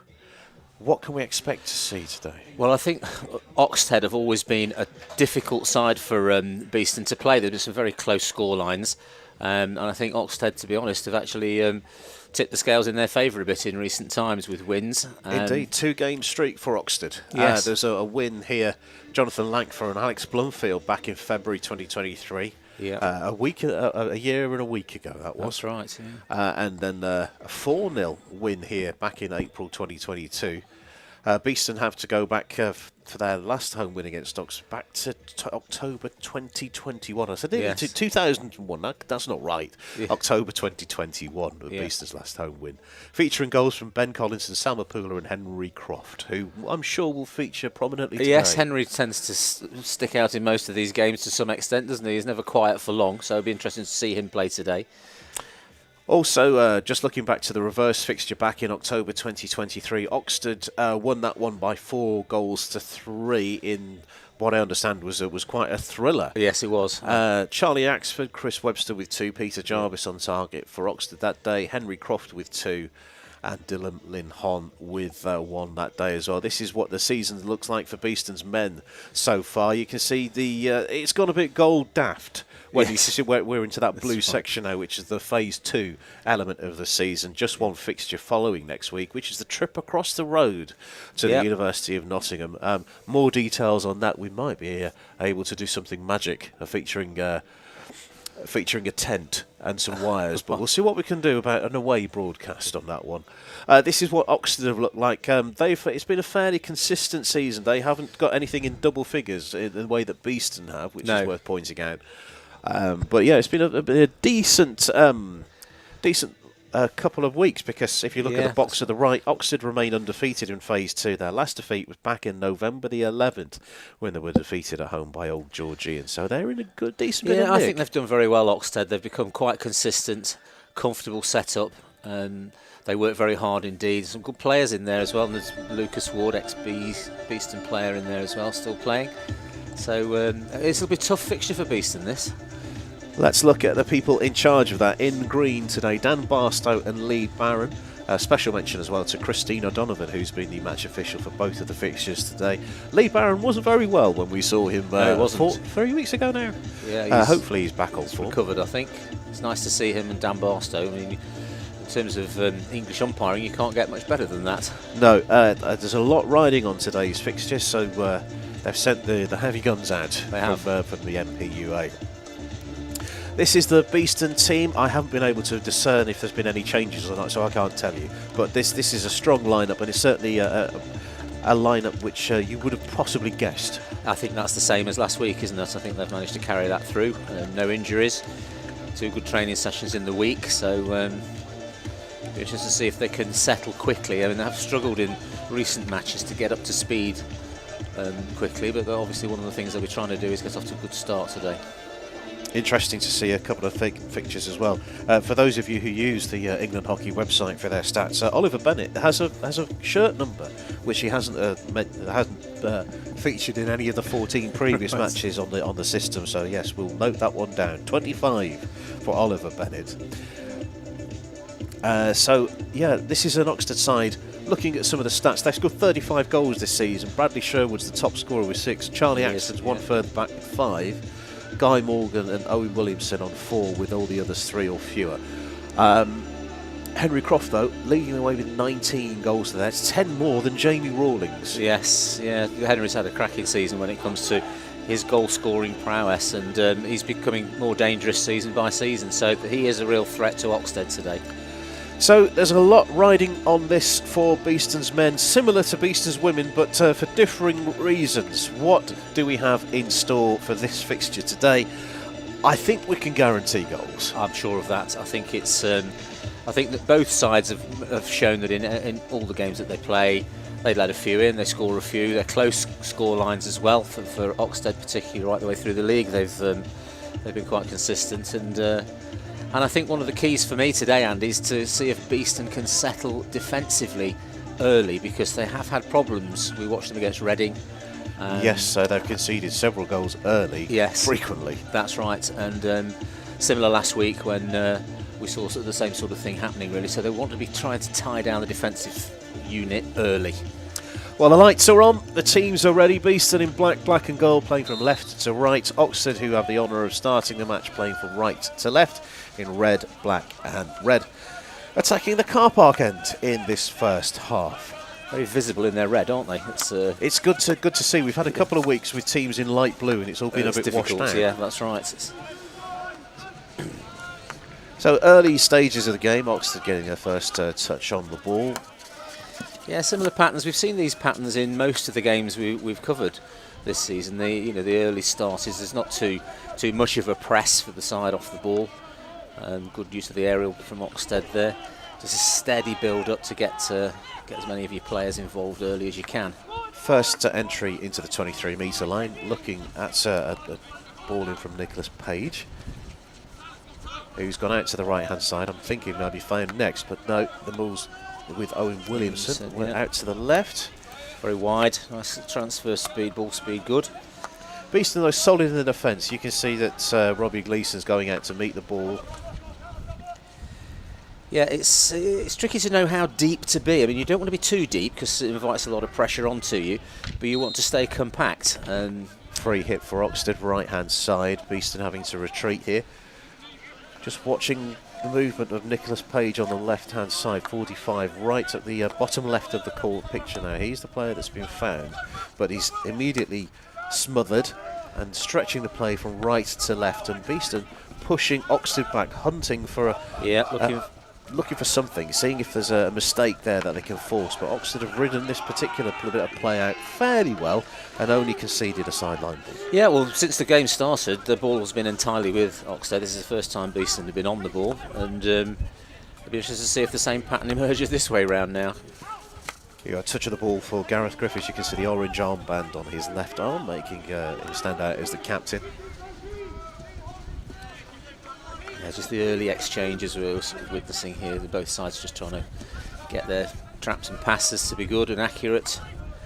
Nobody really taken anything on particularly yet. So, do you know what? I think that this sounds like it's a deliberate tactic, because we've seen some chaotic starts to games from Beeston. I think more control has been the call.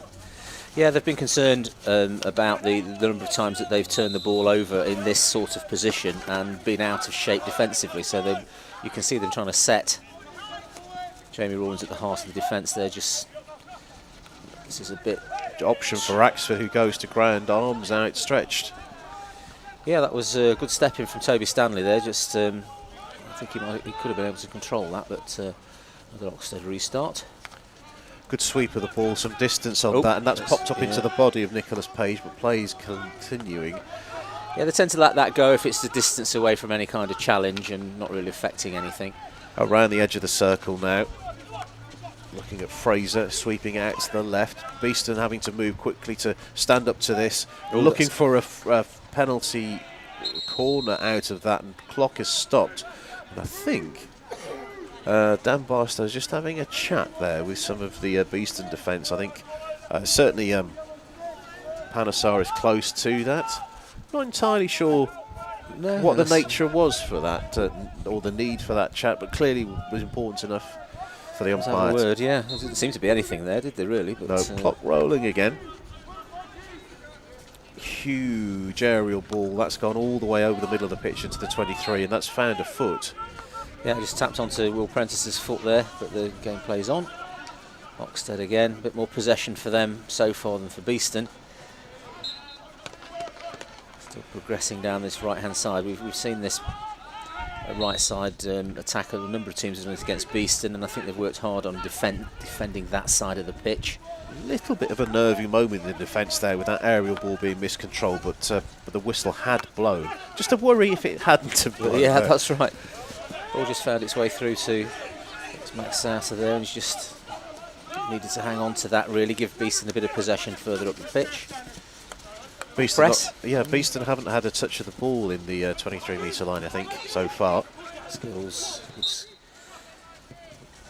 Quick, Oxted quick to the restart, expanding their team quickly the minute they get on the ball. This is the first time I've seen Oxted play. For one reason or another, I've not been able to watch them play yet in the two previous visits. That's more by accident than design. But I'm looking forward to seeing them play, because they've been a good social media presence as well as being a good team to watch as well. They've been vocal as the ball whips through and hits the very back of the boards beyond the baseline for a defensive hit out for Beeston. Oxted just looking to try and feed that ball into the D in that tight part of the D on the right hand side. Forward lead wasn't quite strong enough, so it went off the back. Gives Beeston the chance to come away again. Need a bit of possession in Oxted's half, I think, Beeston now. Yeah, I'll repeat that. I don't think Beeston have had possession in the 23-metre area yet. They haven't. It's gone away again. See, so the aerial's a fine ball to use and use as a pass, but sometimes it can be a giveaway. Turn over here. Here we go. Let's keep a focus on this one. Looking at the run. Fallen nicely. The run is good, and it's all the way through. Goalkeeper's been bypassed, and there's a huge appeal in the middle of all that, but play allowed to continue. Looking at the run of Henry Croft, I thought he was going to be a slip pass there, but that never came. Keeper was out quite quickly and just got his foot in the way and stopped that. I thought that was going to be a goal, to be honest. It ran very nicely in towards the centre of the D. Dom Dixon in goal for Good tackle. Oxted today. He's appeared in all but one of the fixtures. Max Christopher started in the first game of the season against East Grinstead, but ever since it's been Dom Dixon's domain. It was a quick turnaround for him, wasn't it, after one game to get selected? So he must have done something. Yeah, I wasn't able to determine whether there was an injury or some other story, but yeah, that's certainly what the facts say. Oh, crikey, there's a moment again. Just on us, I thought, we're live. Just dwelling on the ball. That's, this definitely into the circle this time. Croft was looking, and who got the final touch on that? It was an Oxted stick long corner. So now Beeston do have time to consider something in the final quarter of the field, the final 23 metres. There's the line that the restart is taken from. 6.5 minutes played on BTV. Well, they've weathered that Oxted possession well, and just a bit more time higher up the pitch for Beeston now. So it'll be interesting to see if they can get towards the D. Oxted D and create something. That was a strange inside pass. I think there may have been a call there. That may have been a mistaken. Good attempt at mopping up from Toby Stanley. Yeah. The ball's travelled a long way, and it will be a free hit for the visitors, again in red, black and red. Oxted playing from right to left. I'm a little bit still hyper after that women's fixture earlier on, so I may be talking a bit more than usual. But it's interesting that we were talking about this earlier today. Calling is very important because it's very easy to just shout for the possession and give somebody a need to pass the ball, but it's not always right. Croft attempts to go through Nicholas Page, but Page was equal to that. Yes, if you got a call, rather than just give me the ball, it causes your teammate to have to look. Yes. If you give something constructive, it makes life easier for everyone. And as long as it's a good call and not done for the wrong reasons at the wrong time, which can lead to turnovers. Gareth Griffiths over there, he's covers the pitch so well nowadays. His fitness levels are high, very mobile. I still think there's more to come from him as time goes on. He's a very progressive player.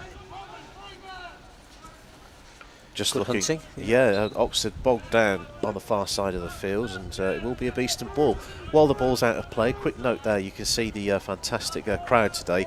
It's good to see them. It's freezing. It genuinely is freezing, and we also have a strong hint that there will be snow on the way from 7 o'clock. So I can understand why a lot of people are sitting at home watching on BTV rather than being out. But those of you who've come out, well done. Thanks for your support. It is always appreciated.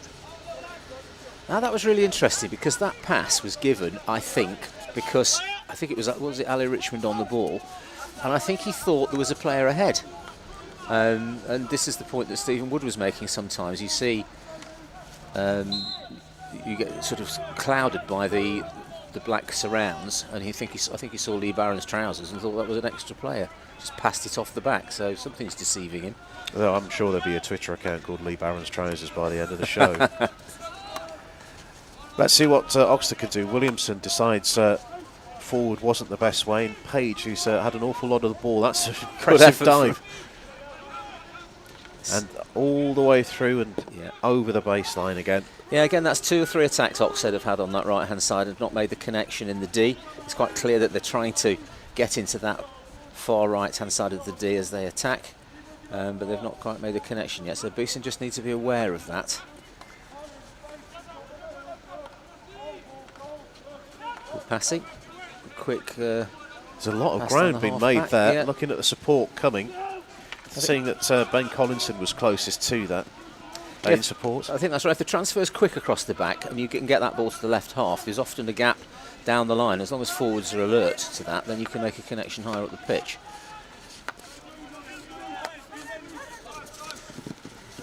There's Ollie Ashdown now. He's talked about him last week. His work rate and his closing down of players.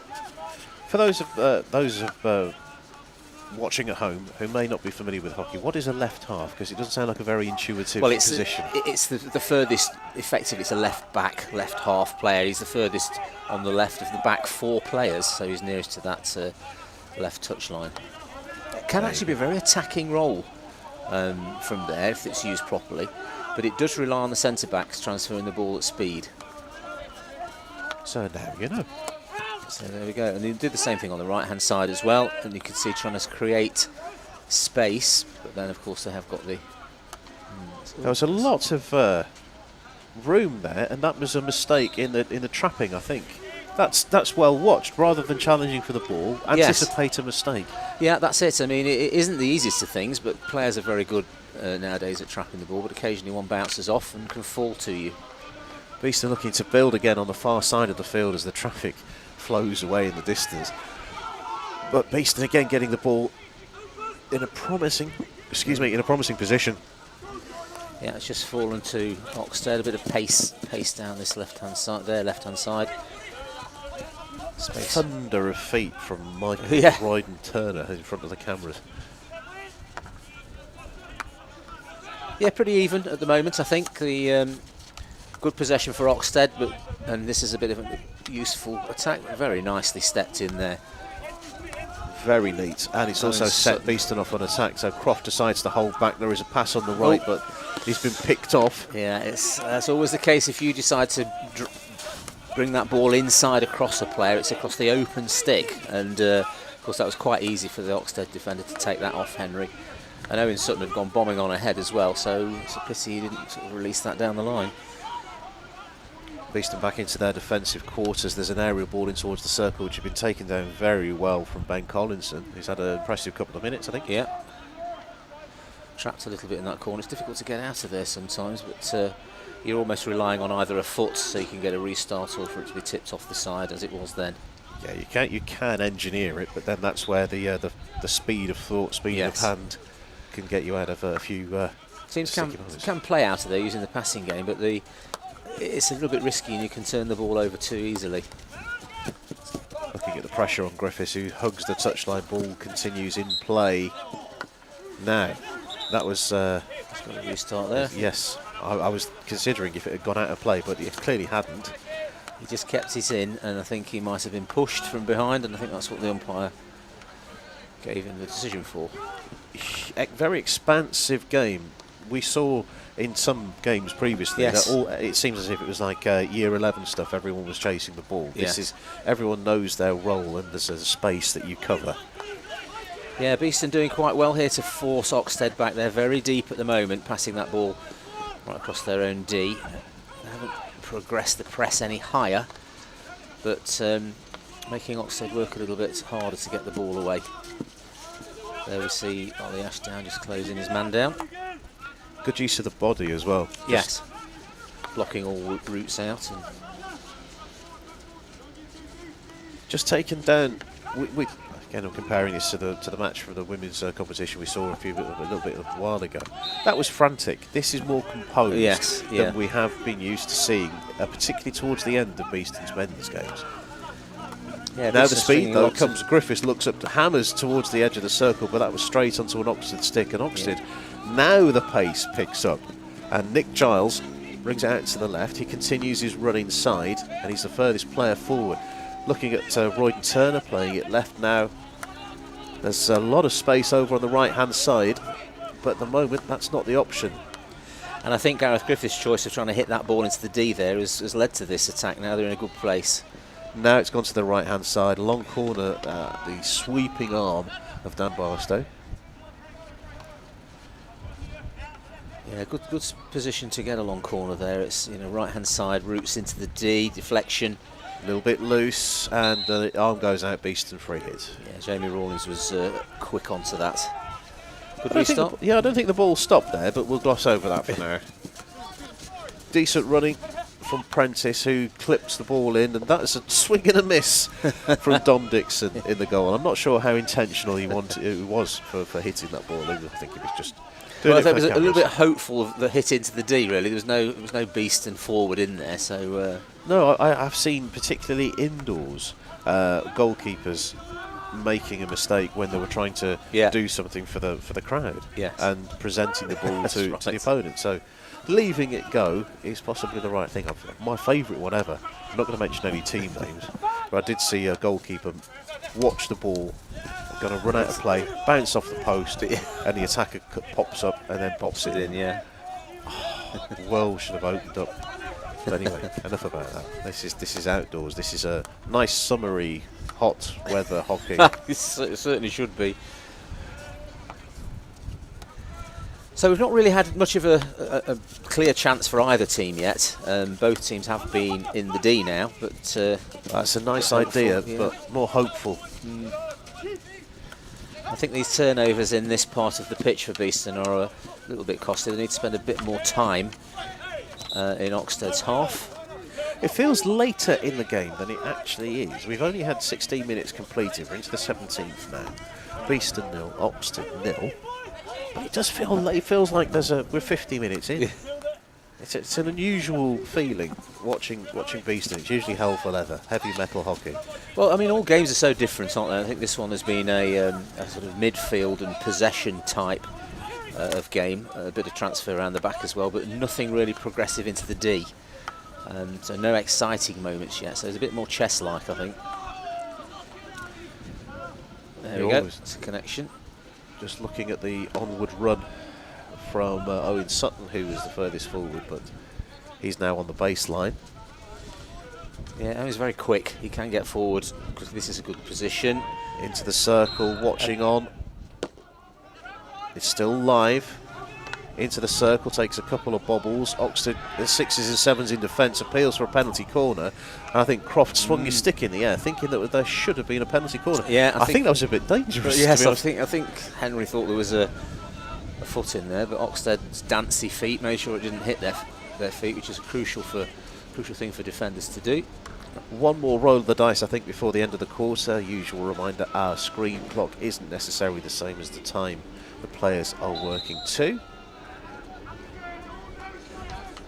Well, we did say there were going to be lots of goals, Andy, so let's hope that the next 3 quarters deliver. But this has been very evenly matched by both teams so far.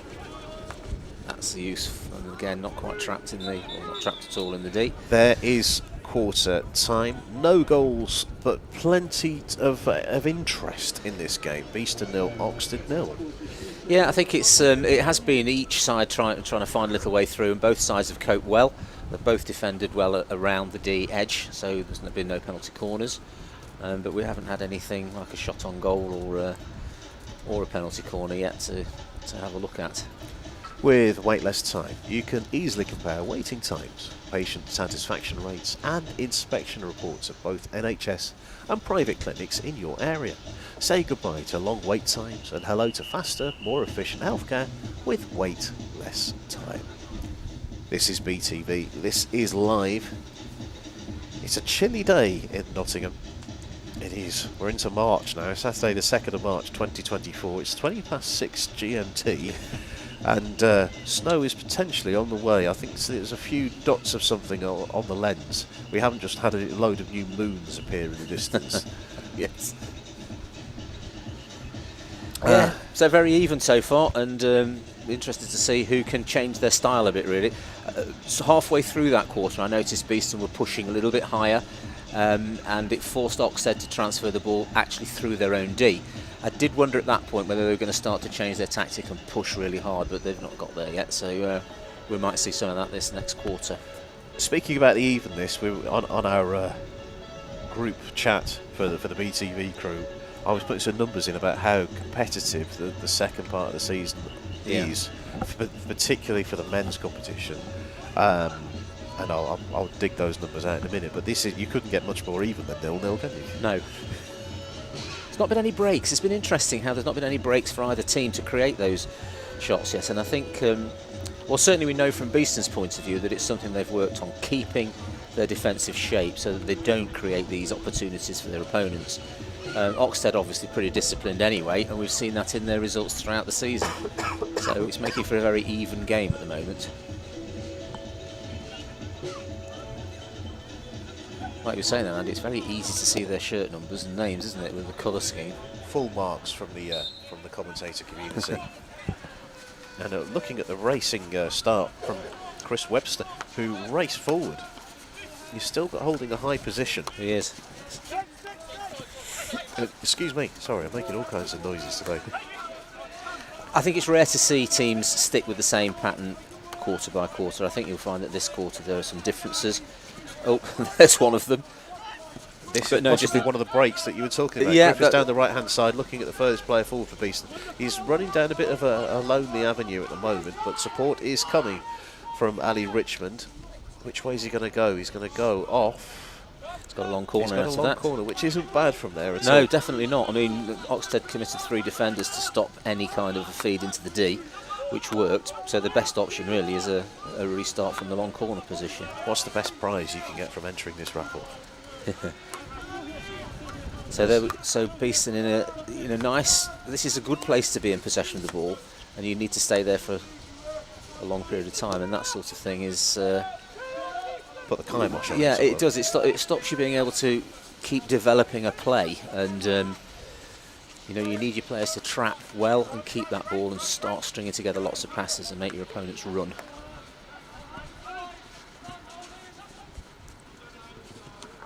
So it picked up and nicely passed forward. Looking at Griffiths. Griffiths is furthest forward if he can be found, but that's good defensive work from Oxted, standing up well and taking the ball when it was played forward. And now it's Oxted's turn to break, and an important touch in from Robbie Gleeson. I think he's... Yeah, he sort of went in quite hard there, and I think Lee Barron saw that as a bit of a scything tackle. So obviously Oxted got the restart. But you can see what happens if you don't retain possession in your opponent's half, because it suddenly becomes very end-to-end. Loose to the edge of the circle. No opportunity to turn into the circle just yet, and Beeston will be able to clear from here, and they go quickly, but maybe too quickly. There's not a huge amount of support further forward. There they go again, just trying to get down that left flank, and they've done that beautifully. Come off. Just looking up further forward. Oh, that's a good stop. Oh. And Brendan Andrews, I think that is, who was the furthest player forward. Well, let's see that again if we can. Credit to Dom Dixon in the Oxted goal there, because Brendan Andrews was right in front of him. He might well have done better by trapping the ball and trying to beat the keeper rather than a deflection, because Dom Dixon was right behind him. Here we go, Henry Croft. Yes, that second shot was just a snatch, really, wasn't it? There was possibly a little longer to get that under control. And into the circle Henry again. Croft doing well here. It's a cut back, and Griffiths can't get on the end of it. It was behind him. Yeah, the slip went behind the player. We see this so often. Has the player gone in too far, or is the slip a missed pass? And trying to make that connection in the D. The vital skill of forwards, midfield players. Hanasar in an advanced role here. This is further forward than we've seen him for some time. But I thought Beeston were going to leap forward into another attack there, but maintaining possession seems to be the key in this second quarter. It's a reverse stick attempt to put that ball in the deep. Seems to be a lot of Oxted players back there. They're very good at saturating the D, and that's going to be a Beeston ball again, I think. A couple of touches, bit of ball that's off the side. I think there's a bit of truth in that theory about Beeston's visibility being difficult under the lights. Yes. It looks like Oxted have got more players. Correct. I think that's right. They don't, but purely I think the red shirts, they stand out. They do. And this is, that's gone away again for a restart to Beeston. I think for one thing I would say about Oxted at the moment, the build-up play has been very good. It's just this final connection and getting that possession in the D in a dangerous area, which they haven't yet done. I'm sure they will, and they'll be working towards that. And from Beeston's point of view, just a bit longer with possession around the Oxted D. The higher pitch transfer stuff will work well for them, and somebody needs to win a corner. I know this flashed up a little bit earlier on, but looking at Taylor Craigie getting his that step over with the ball. When was the last time Beeston had a clean sheet? And I know I've got the information in front of me, but can you guess? They've had one all season. I was going to say there's not been for a while. Oh, now I think that's painful. That's hit Gleeson. Robbie Gleeson on the knee. He tapped the ball past the Oxted player, and the stick was still there, and it hit him across the knee. So I think he's all right.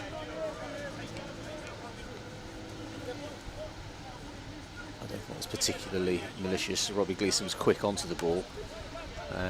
A consoling arm around the shoulder. I think he's going to be all right to continue, but yes, that won't be nice. No.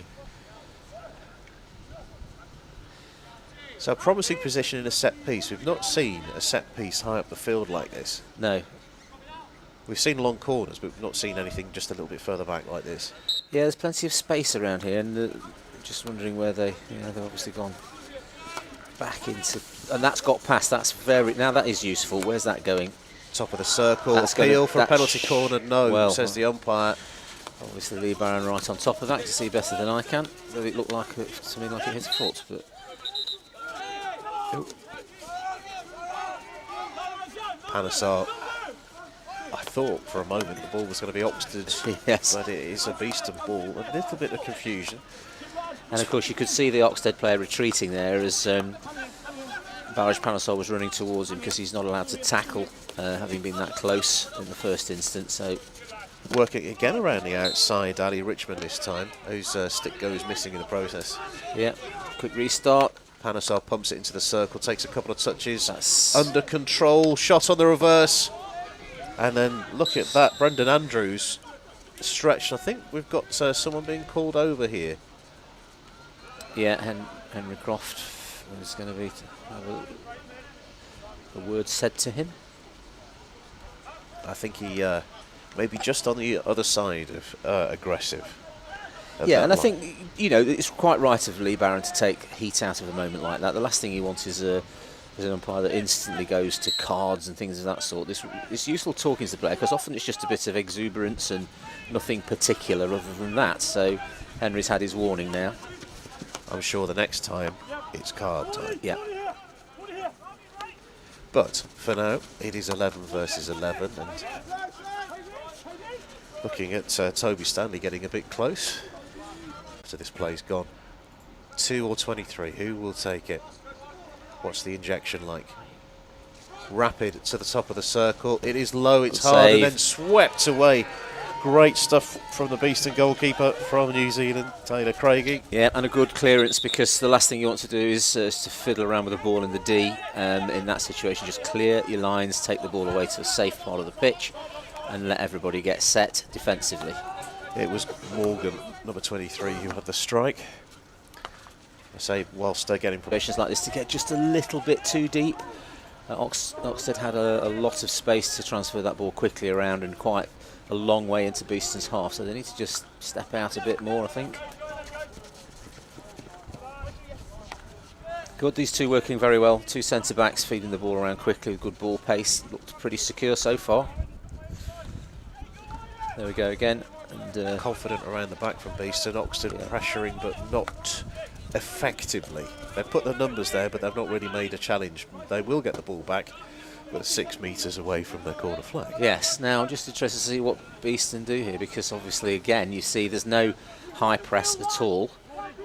Beeston all back in their own half for that. So a disciplined approach to the coaching and the tactical side of things that Stephen Woods asked them to do. They didn't go chasing high and looking to press Oxted in that high corner.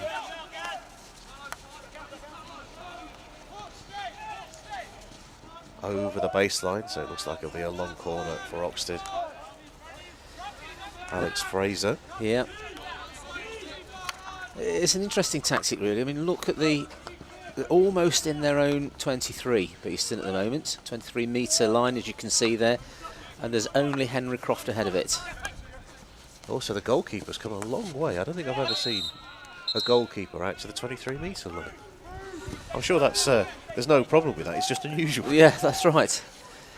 You see, in a situation like that, when obviously Beeston are looking to spoil those attacks, be compact in the D, not give Oxted any opportunities, and so the only really likely outcome from an attacking perspective for Beeston is counter-attack. But again, it's all sort of a bit cat and mouse. That's skills to get past. Let's see what can happen here. Bit packed in on the far side, Griffiths, but he's having to twist to turn to find a route out. Possession still with Beeston. Look at the running from Nick Giles, trying to make a nuisance of himself, making sure Beeston keep honest on the halfway. Yeah, single forward, just trying to see if they can create some kind of an upset amongst the Beeston players, but there's a space behind him. Gets it onto the right flank. Owen Sutton. Again, not tempted to go forward, although I can see Ollie Ashdown is quite high, as is Max Souter.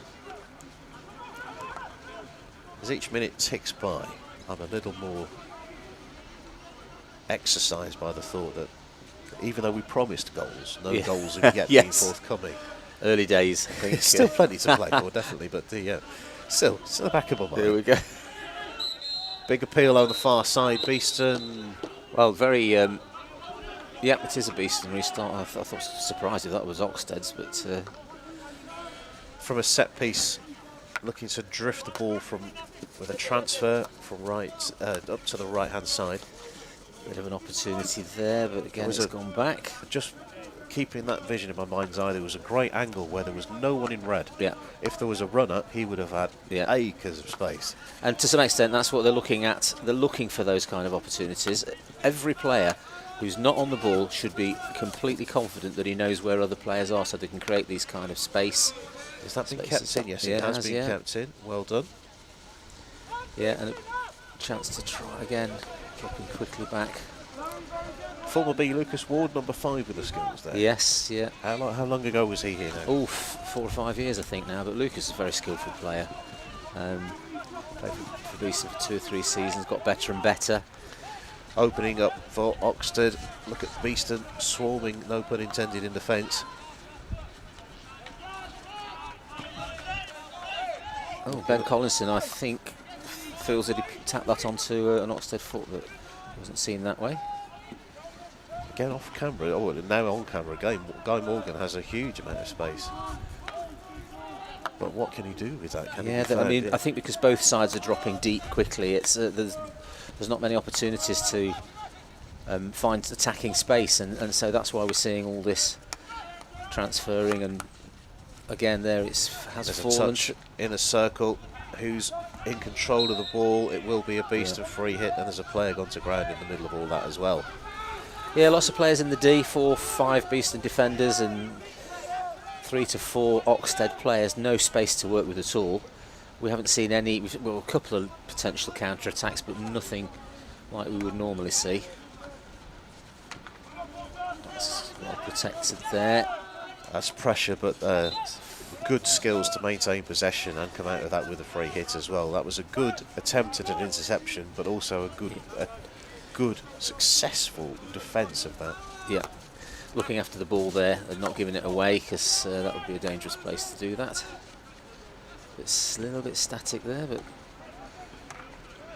where's that gone? It's gone a long way. I don't suspect anybody. Oh yeah, there we go. Very good. Looking up Lots at of Ben Collinson, who's in a decent position, if he can be fair. Oxted claiming it and play allowed to continue. Yeah, so Beeston had set 2 players very high for that kind of an outlet, and it did work, nearly connected in a useful way. Ooh, that's Page with the ball in. Just gone off the Oxted restart. To the That's top of the good space. circle. Chance for a shot which has just evaporated immediately. Oxted, though, back in possession on the right-hand side of the circle, across the face, Yeah, and then away corner. for a long corner. Yeah, very important. And the Beeston ball carrier, didn't see who it was, should have taken that away, and he's given Oxted a second bite of the cherry, really, when he needed to clear the lines. A goal before half-time could really transform a team talk. Guy Yes. Morgan brings the ball under control at the second attempt. Out to the left-hand side. There's a very congested bit of blue turf immediately in front of Taylor Craigie's goal. And now the runs happen. The space is opening up in a circle. Chance to bring the ball under control. Penalty corner, yes. And for a moment, it looked as if there was going to be a smash towards goal. I think Bradley Sherwood just dipped down on that ball, bounced it over Beeston defender's stick, and it's hit his leg, hit his shin pad. See that here. Ball fed in just a little bit loose there, the bounce onto Owen Sutton's leg. It is number 13 on his back. Second corner for Oxted. So, Who do you think this time then, Andy? well, our survey says 2 and 23, but there's 23 we can see. Yeah. Just need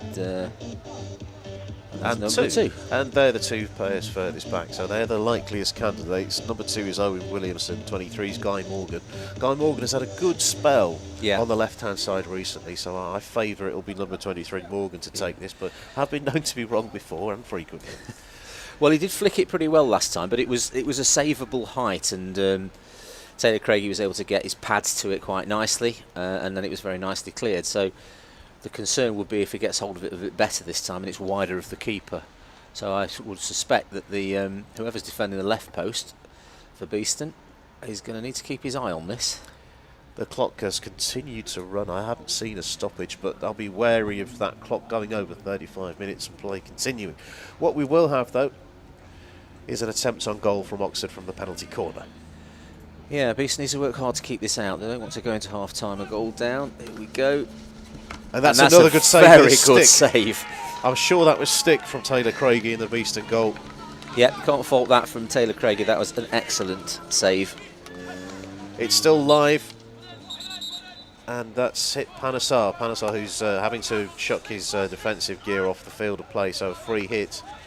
This might be the final knockings of the first half. Ball loose in a circle. Yes. Panesar, who's been involved heavily in the last couple of seconds, shepherds the ball out to the corner, and that is the final whistle to end the first half. Plenty happening apart from goals. Beeston 0, Oxted 0. Tell us the story, Ross. Well, and I think the thing is that sometimes you watch games of hockey and you think, it's all about the goals and everything else, but there's some quite neat, tidy play there. Both sides defending very well. No opportunities really for open play shots. 2 corners to Oxted. And it's been a very steady build-up by both teams. No high pressing from either side at the moment, and a lot of good defensive work. What we'll do is we'll have a look around the socials and see what's happening in the other games that started at 6 o'clock or just got underway. Actually, there was one starting at 6:30 this afternoon too. So we'll look around what's going on. This is BTV. We've already been treated to a cracking game. This is a very good game, but for different reasons. It is. Beeston 0, Oxted 0. Stay with us.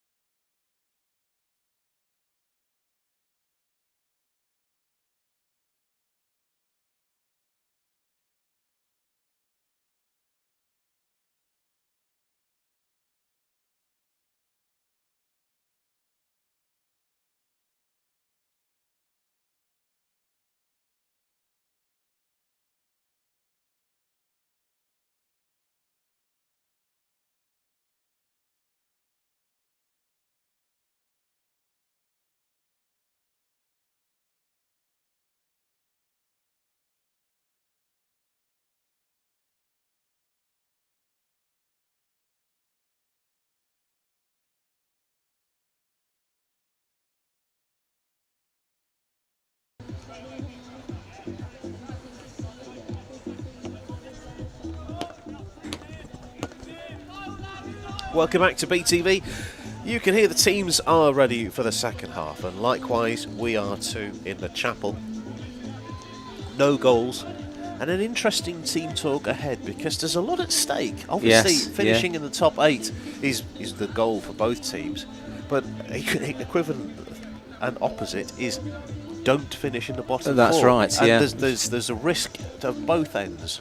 We've just been having an interesting debate there about that very point, haven't we? It's what do you do now? I mean, it was a bit stalemate that first half. Will either of the sides change their tactical approach really and to try to get more attacking play out of it? Oxted really the only two that's really been the two corners that Oxted have won, not one for Beeston yet. We have had a bit of important contextual news as well, that East Grinstead are 2 up, as I understand Yes. it, at half-time in their equivalent match as well. So that would put them on top of the lower 6 as in the top 2 of the, Yes. of the lower 6 as things stand. Of course, there's another half of this match and another match to play game to next play, week. yes. But yeah, this, if that news filtered through, maybe it'll sharpen a few minds. Yes. I think there comes a point in any game of hockey really where, particularly when it's 0-0 and it's been stalemate, where you have to change your tactic a bit. It's just what you do really. You need to try to win a game. It's not something that you wouldn't be looking to hang on to a 0-0, for instance. Well, looking at the fixtures still to come, it's Beeston. They're travelling across the car park to play University of Nottingham. So not only points, but also local pride at stake there, Yes. as you're watching Beeston in possession. That's in the defending the car stolen. park. Approaching the boulevard, and even Oxted are. There's been brought down low. Taylor Craig is down. It's been padded away. There's an appeal for a penalty corner, and just like Well, that that is we an have interesting one there, Andy, because I think that ball was lifted as that came out, and I think Beeston had a good shout for that to be a hit for them. Perhaps see it in a moment. Because that was the 3D there. That was played into the ground. Then it was And there up into the air. There it is. It's up into the air. Yeah. Robbie Gleeson was just suggesting by his body movement, Yeah. look, that could have hit me. Yes. But not there. Yeah, Lee Barron, I would imagine, I'm just having a look across at the dugout. Would he see if Stephen Wood is going bonkers about that, as he often does? If only there was some way to express his feelings. Yes. Now this is the third corner, Andy. Indeed. Mussey's Rule of 3 comes in. We've got our two likely candidates around the edge. Jamie, well, we don't have Jamie Rawlings. He'd be down the other end. We have Owen Williamson and Guy Morgan, numbers 2 and 23 respectively. Morgan had a good hit last time.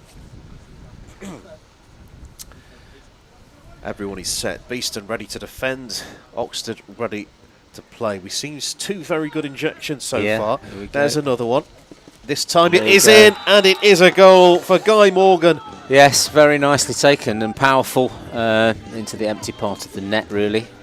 So they've had 2 sighters and the third one goes in. So Mussey's Rule of 3 comes to pass again. Just to the left of the goal, you can see him just resting on the stick. As soon as the ball's in, he winds up and then it rips into the net and takes the celebrations on the penalty spot. yeah, so the first flick in the first half was to keepers left. Here we go again. Bit of space for Beeston on the right. Oxted win the ball. Morgan's 5th goal of the season for Oxted. Yeah, so 3 quite nicely varied corners from Oxted there. 1 low left, 1 high right, and 1 high left. So I think it's the third one that's been the perfect one, really. Hard to defend. So work to do. for Absolutely, Beeston. yes. I think, well, now you're forced to change your approach a bit, really, because you need to try and get back in the game as quick as possible. And that, again, sharpens a few minds. This would put Oxted into the driving seat and confirm that their place in the top 8 and the final season playoff.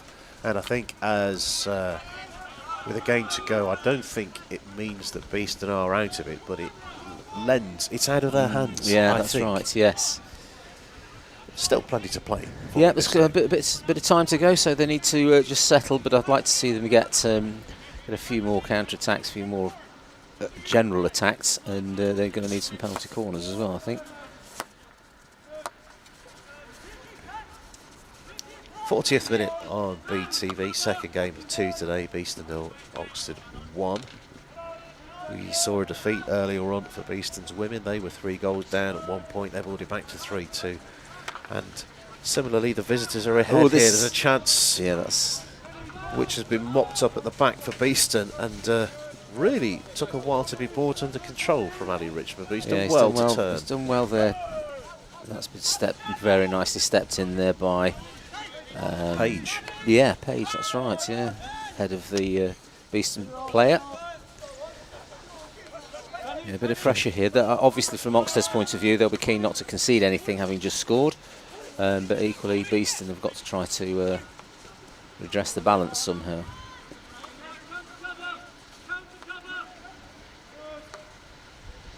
I can imagine this is not the sort of game you want fire and passion. It's more of a calculated approach, this game. And yeah, that's ball one on that right-hand side.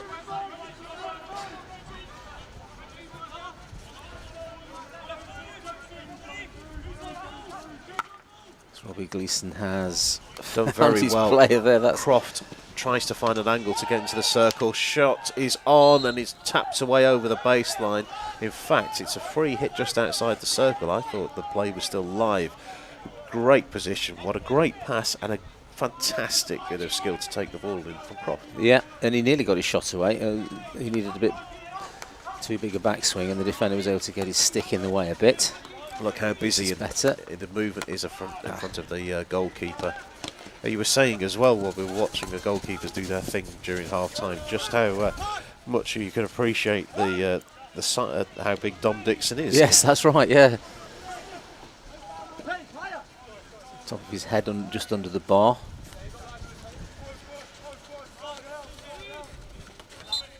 Yeah, he's still finding the way out there. Gareth Griffiths looking for a quick restart. We won't be getting that because we're being brought back. Is there a card being shown, or I think it's a chat?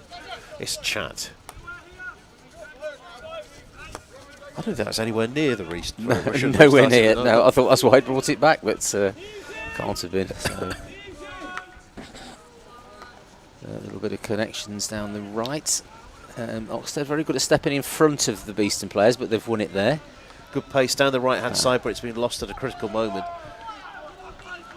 Yeah, nicely offloaded away from the advancing Beeston forward. Just a quick word about the conditions. The temperature is getting lower and lower and lower. So if you hear teeth chattering, that might be the reason. There's a few umbrellas over the far side as well, so that suggests to me there's a little bit of moisture in the air, which I'm sure the players are being really grateful for. Yes. Looking at Guy Morgan, goal scorer, crunching the ball into the top of the circle. Nice take, and just like that, the chance was there for a shot, and then it was gone in a flash. Yeah. That was Chris Webster over on that side, I think, who I think it arrived at him as a bit of a surprise. Maybe it was Charlie Axford, I couldn't quite tell, but anyways, the ball was hit across the D. It suddenly fell to him, and he wasn't quite ready. Beeston finding it difficult to get forward with possession, and that's credit to the way that Oxted are defending. And that's connected. Now there is a bit of space. Looking at the movement towards the top of the circle, the goalkeeper has come a long way and moved very quickly. Dom Dixon in the luminous yellow. Yeah, well, that's a distance out from his goal. Very alert to what was happening there. Potential deflection. It's good to see the pace as well, because sometimes big keepers don't have that pace. There we go. It's towards the baseline. He's gone low. Is it under him? It's given a penalty stroke. So I can only surmise from that he thinks it's hit a defender's foot on its way into the goal. Okay, let's watch this carefully. Can we get a slow down on this? Is that a possibility? So there's the ball on the right-hand side. Yeah. No, maybe not. He finds his way into the D, and then it's right in front of the goalkeeper. And is it Dylan Blinhon who's possibly been fouled there? It's Griffiths though to take focus on him. yeah. He's scored the other week against East Grinstead, but put a penalty stroke against the post. What's in store today? It's been saved. Yeah, big goalkeeper, and if he goes the right way, he covers a lot of the goal. And he picked the right side to dive, and there wasn't a lot of pace on the flick either. So that is a shame. Just watching this. He's stood a little bit off centre, maybe. It's tricky, and he's a big fella. Look, as we said, look, very good. Little shuffle to the left, which suggested he was going off to his left, but to the right he went, and so did the ball. And Dom Dixon has saved a penalty stroke. He has, yeah. He's had a good game so far, and we saw him make that step out earlier to deny Henry Croft a deflection, and now he saved a penalty. The only thing he hasn't had to deal with yet is a corner. Or picking the ball out the goal. No. That's right.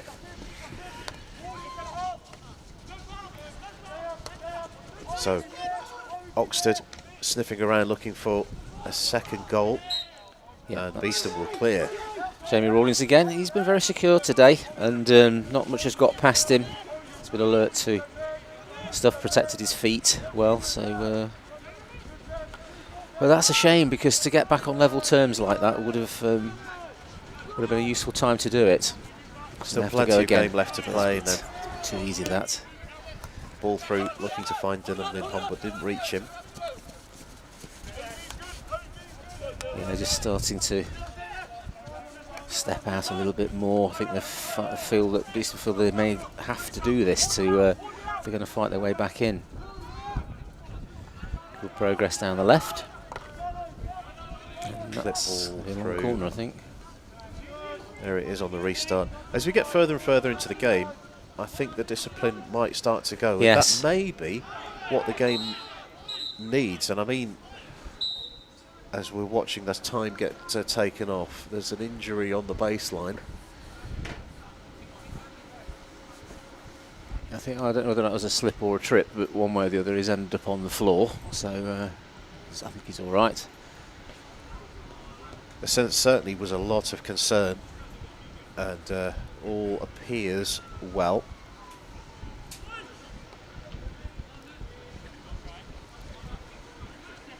Yeah. What I was saying about discipline, I think Beeston, they need to shake things up a bit. They do. I think it's necessary. 1-0 down, you've got to use this time available to you now to get back into the game as quick as possible. And it's an interesting restart here. I think there's going to be an aerial.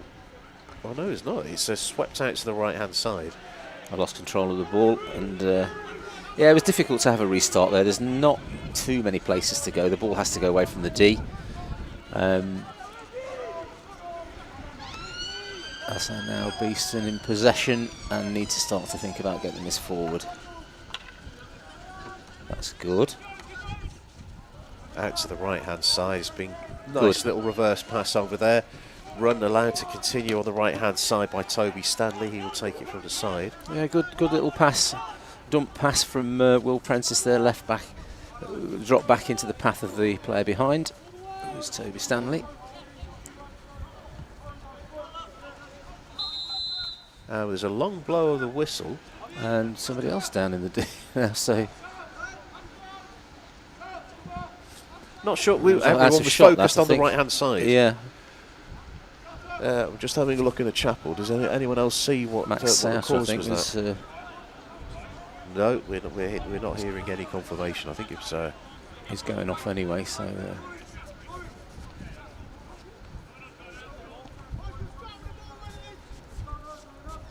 Is he getting it? I'm just having a look, see if he's getting attended to, or if he's just gone straight for a sit down. Not sure. Yeah, it was off our camera angle, unfortunately, or fortunately maybe. And there's a bit of a turnover that's dangerous. Nice from Oxted, just trying. Oh, what an amazing saving tackle that is! Jamie Rawlings again, just. Yeah, a few little moments here that are just showing some signs of sort of cracking in the discipline from Beeston's defence, and they don't want to let that happen just yet. Thankfully, Jamie Rawlins had seen the risk. Quick reminder as well, Oxted remain unbeaten in phase 2. Yeah. So this is a decent run that they've been on. These are Oxted absolutely no mugs and know how know the way round the teams around them. Yeah, they've worked hard to become an organised and disciplined team over the last 2-3 seasons. Card yellow coming. card. Is that a yellow card? Green card. Croft, I think, is. Yeah. Yep, here's Croft who's been shown the card. Well, that's the trick that makes life a bit difficult for a couple of minutes. And that's gone back to a sloppy pass there.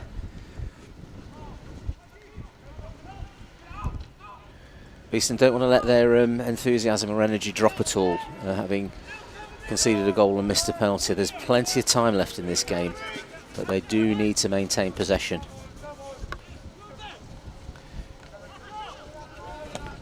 Ollie Ashdown stepping in nicely there. Nice clean tackle to take away the immediate danger, but there's a long corner restart.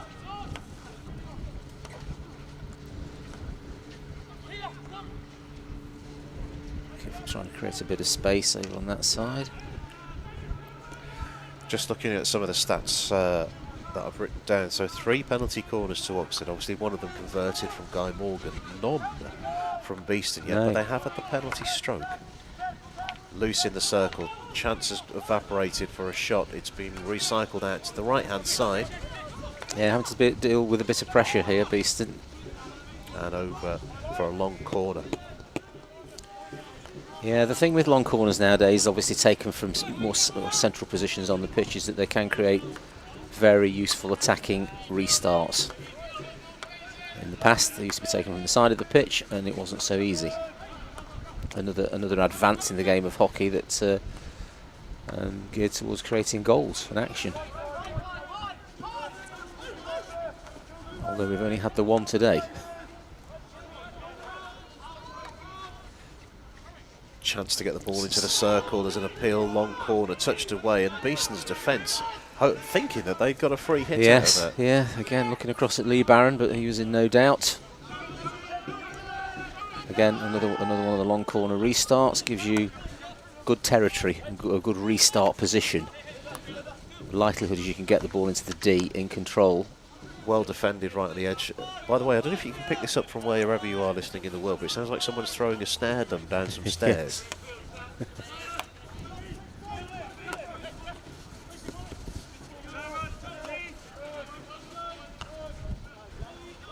Yeah, a lot of possession again, and yeah, control.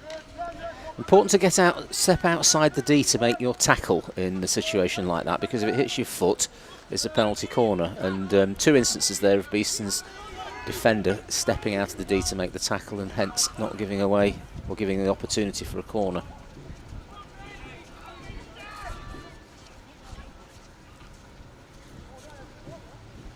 So we're approaching 3/4 time, Mus. What are you saying to the 2 teams? Well, Oxted will be comfortable. They've not been overly troubled. The fact that they haven't given any penalty corners away is a plus. So that won't be too difficult for them, and they obviously keep getting opportunities as well. I think Beeston need to tighten things up, because they're giving away the ball frequently now. Well, the problem that Beeston are facing is they're not creating enough positive possession high up and causing Oxted problems, and of course again that's reflected in the fact that they haven't been able to get anywhere near winning a penalty corner. So it's this build-up play that's the issue for Beeston at the moment. Oxted, particularly in the midfield, picking up a lot of loose ball turnovers, 50-50s, and it's making life very difficult, cutting down the chances that Beeston have of getting into dangerous places. It's very simplistic, and obviously there's more to it than this, but it feels if teams can stop Croft, can stop penalty corners, they can stop Beeston. I think that's right, and it's definitely something that teams talk about. Again, it's a bit of a hard task, just running around trying to trap the ball and create something, which is what Henry Croft's trying to do at the moment. And Beeston haven't been able to build up anything that leaves them with 3-4 attackers at the same time. Just mentioning Croft's name there, just for the people who tick things up as they go along. Yes, that green card has elapsed now, so it's 11 again back on the field. And there's the 3-quarter break. About 30 seconds too soon, we understand, but we'll ignore that for now. 17.5 minutes still to play, but we've had 3 quarters of intriguing hockey that Oxted are shading by 1-0. Guy Morgan's 38th minute penalty corner, the difference, with 17.5 important minutes to play.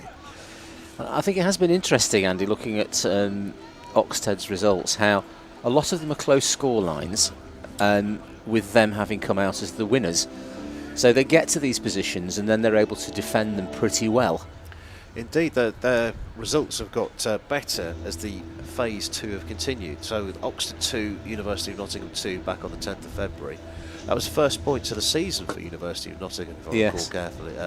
Oxted 3, Cardiff and Met 2. We know Cardiff and Met are a pretty decent team from what we've seen the other week. Reading 3, Oxted 4. Now, I think that's probably the best result that they've had so far in this phase. And then they're continuing this good run of form. Again, undefeated in phase 2 with 17.5 to play.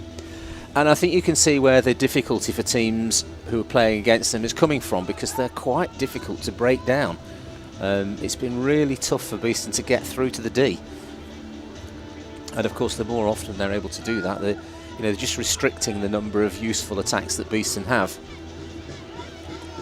For me, I would be looking perhaps to attack right-hand side stuff where they've had progress towards the baseline, see if they can pick up a penalty corner or two, see if Jamie Rawlins can do his stuff from penalty corners.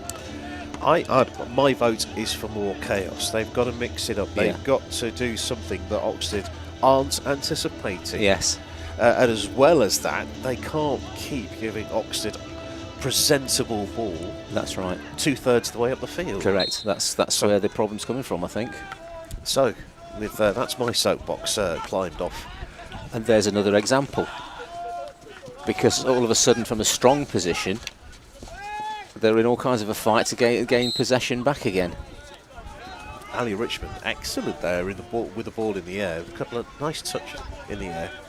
And here comes the teeth chattering, by the way. I've gone very cold.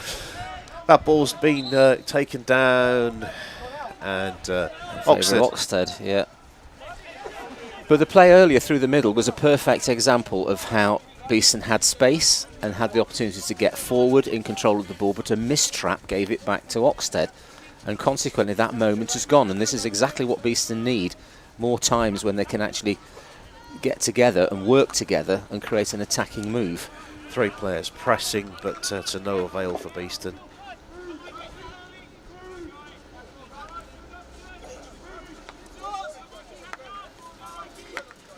I think is the aerial approach one to take Panasar notching the ball over.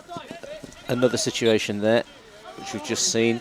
Easy transfer, something happened. I don't see whether it was a mistrap or a miss, but it was given away. And here we go again. Good position.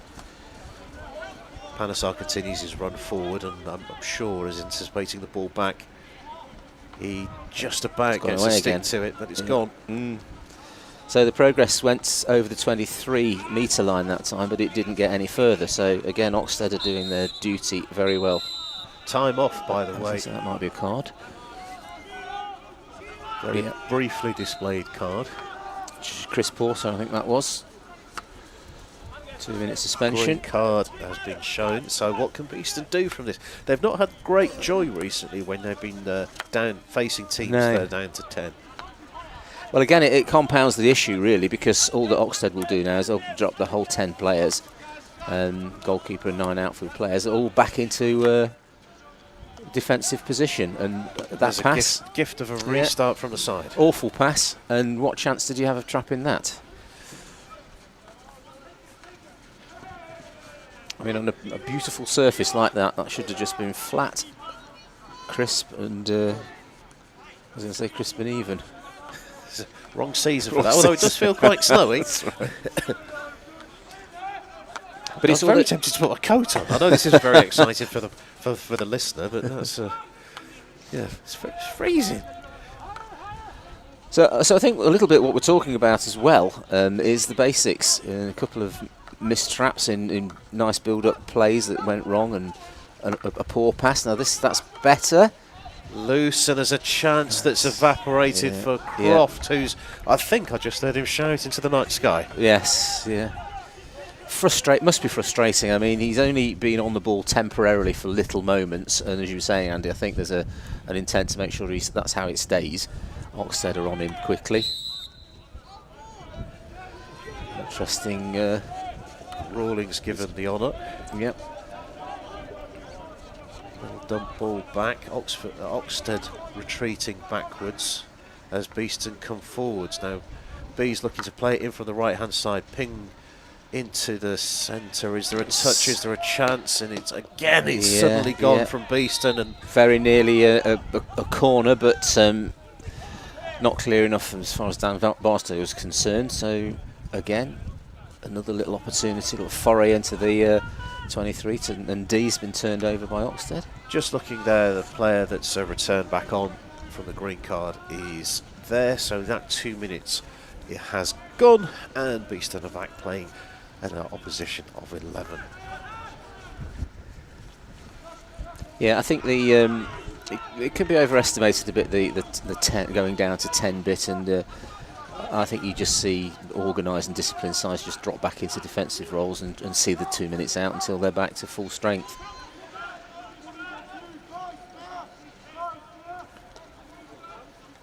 So we need some inspiration, some creation. Yeah, we need some magic, I think. That's in the D, but that's nicely controlled by Oxted. Yeah, they're very well set there. It's tough to get through that line of red shirts. It's like an L, a wedge. There we go. Into the circle. What have we got? It's open and away. Yeah, they've done it again. They've mopped that up again. I think Beeston are frustrated that they're not getting any decisions. Whether they're deserved of any decisions, I'm not sure. You can't quite see from here, but there's an element of frustration. Good protection of the ball there, making sure that they don't give it away. This has been a feature of Oxted's play as well there, and that's nicely pitched. There's a chance. Now, having to go along the outside, Brendan Andrews. It's there, and being smashed in. All he needs is a moment. Yeah. And Croft fires in, and Beeston are level. Well, Beeston have been looking for something to fall for them, something useful. There's a right side attack, like we said, and it's just found its way through for the first time, really, through the line of Oxted defenders there, and missed it. He had, as one commentator who I shan't name, he had acres of time. Brilliant. But it's surprising amount of, given the close attention that he's had throughout the game. And it takes a player like Henry Croft to put that in, because it wasn't a flat ball. The reason it beat the defender was because it was bouncing. But Henry Croft was able to hit that.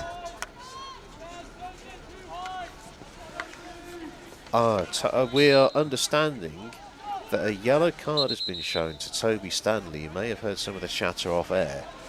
Whilst we were watching the replay, that's why we weren't able to see it in real time. So there's a yellow card being shown, and I'm going to guess that that's a 5 minutes. 5 minutes, I'm yeah. looking for confirmation. Hopefully it's a 5 head shakes.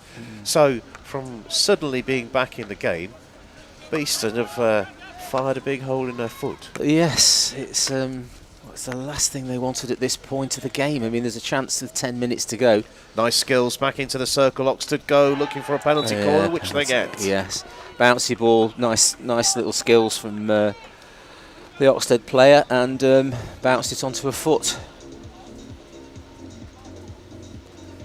So 3 consecutive quarters with a penalty corner for Oxted, and again, apologies for my voice. Skills. Yeah.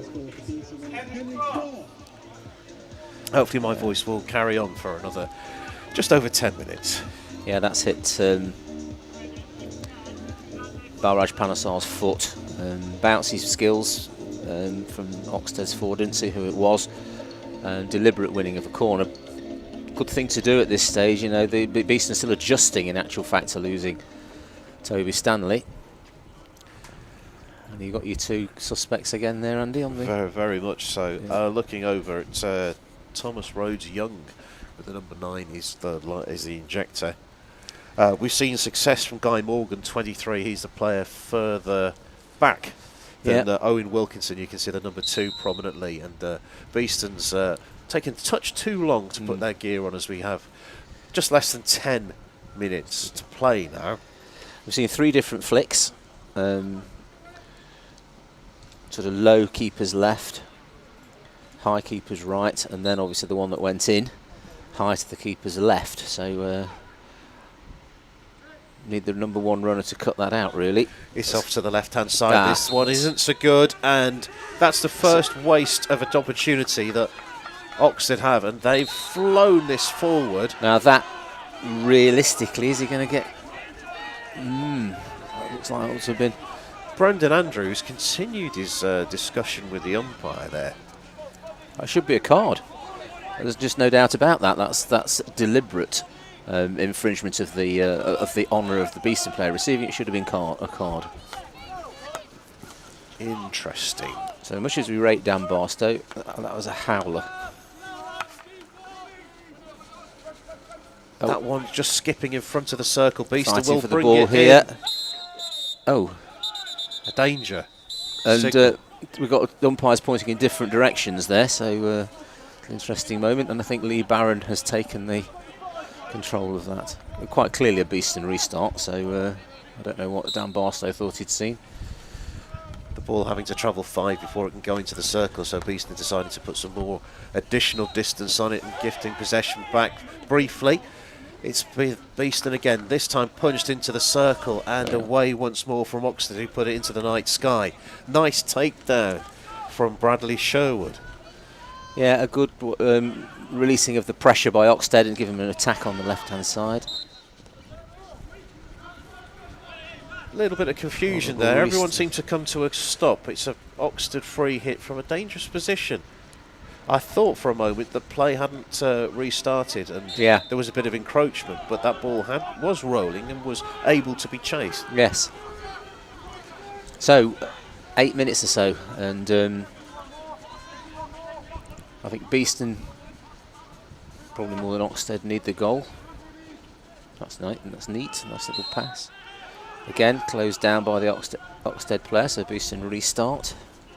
Looking ahead a little bit, hopefully this isn't too prematurely, but next weekend it's Oxted who are at home to East Grinstead, and then Beeston travel across the road to University of Nottingham. Now those are only the 3 teams that can vie for those 2 places. I suspect, given that University of Nottingham haven't had a great season, but it won't be like a league game. It'll just be very, very competitive. Yes, derby. that's right. Yeah, local derby. They're always competitive. There's the ball out to the right-hand side. There's a lot of attentive work there. Good jump. It's still loose, and it's been turned in. Well, again, work on the right side baseline. A couple of little slip attempts from Oxted, and one found its mark, and it was. Well, we'll watch the replay. Yeah. All of a sudden, everything seemed to open up down the right-hand side. Taylor Craigie doing well, but once he was down on the ground, there was not a lot he could do. Yeah, good finish. Very good finish. I think I know who that was. Yeah, I think it was 24. Yeah, Michael Roden Turner. Yeah, sharp finish that. Puts the pressure right back on Beeston again. Goalkeeper kicks to safety. So 5 and a bit minutes. Can Beeston equalise? This is where they need to go for the chaos button. Yes, yeah. Because the defeat by 3 is neither here nor there. No. What have we got here? Umpires having a bit of a discussion. We want the ball there, and that's where it will be. Yeah, so they need something out of this. That's neat into the circle, but who's first to it? Oh, I thought that was a... There we go, that's Nice from Robbie Gleeson. Now this is a chance Yeah, to they load everyone. need to all be ready in the deal, the Beeston players on those dangerous positions, back post positions. Ball's live. Out to the right-hand side. Oxted, apologies. Attempting to be pulled this way and that by the Beeston forwards. Well, Oxted have just got one thing to do now. They can just stay in a defensive shape for 4 or 5 minutes and see the game out. I suspect that's what they will do. Beeston are forced to try to attack.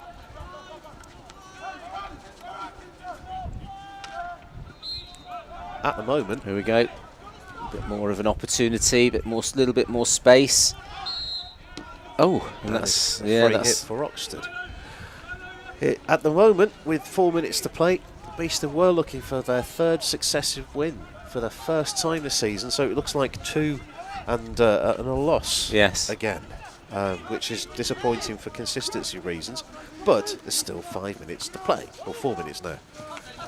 Yeah, Oxted just maintaining possession now. They'll spend a lot of time on the ball, string a lot of passes together, see the time away, and Beeston have got all the pressure needed to sort of put the press on and see if they can win possession. Punched. That should have gone off. Yes, it has. Yes, punched off for a Beeston sideline ball, which will be played quickly up into the air. Big aerial. Tapped down and very nicely. Fortunate for Beeston. Now, Griffiths looks up, decides to play it to the left. He continues his run into the circle. There's a loose ball and that's been turned towards goal and somehow been scrambled away. Penalty corner, first of the game for Beeston. This is the chaos that I was talking about. It is. Henry Croft saw the opportunity then to just tap the ball onto the Oxted player's foot and gets the corner. Jamie Rawlings is on the pitch. I'm interested to see how the initial block here, because this looked pretty good, because look at that. Scrambling from Ollie Ashdown. I think he found the goalkeeper's chest rather than the goal. But he did very well from that position to even get a shot away in the first place. Well, Dom Dixon has been very good in goal for Oxted today. He's made some excellent saves, including the penalty flick, and his positional stuff is good. So we were talking about the likeliest takers for Oxted.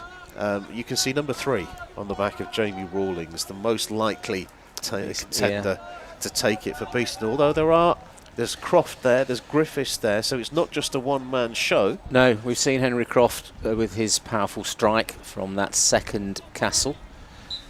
Gareth Griffiths on the first castle with Jamie Rawlings as the flicker, which is where it's gone. Rawlings goes low, repeat. Yeah. Now they have to go straight back and take this. There's no chance to have another little conference. The ball goes straight back to the injector. And they start again. Time is continuing to tick away. You don't get your 40 seconds to prepare and the clock stops. The clock always ticks. It's good injection. There's the power, and it is. We are all square. Rawlings on target. He's becoming ever reliable, and that is a useful goal at this stage of the season. Double figures for the season as well. Yes. For Rawlings. Excuse me. Now we're looking at less than 2 minutes, really. So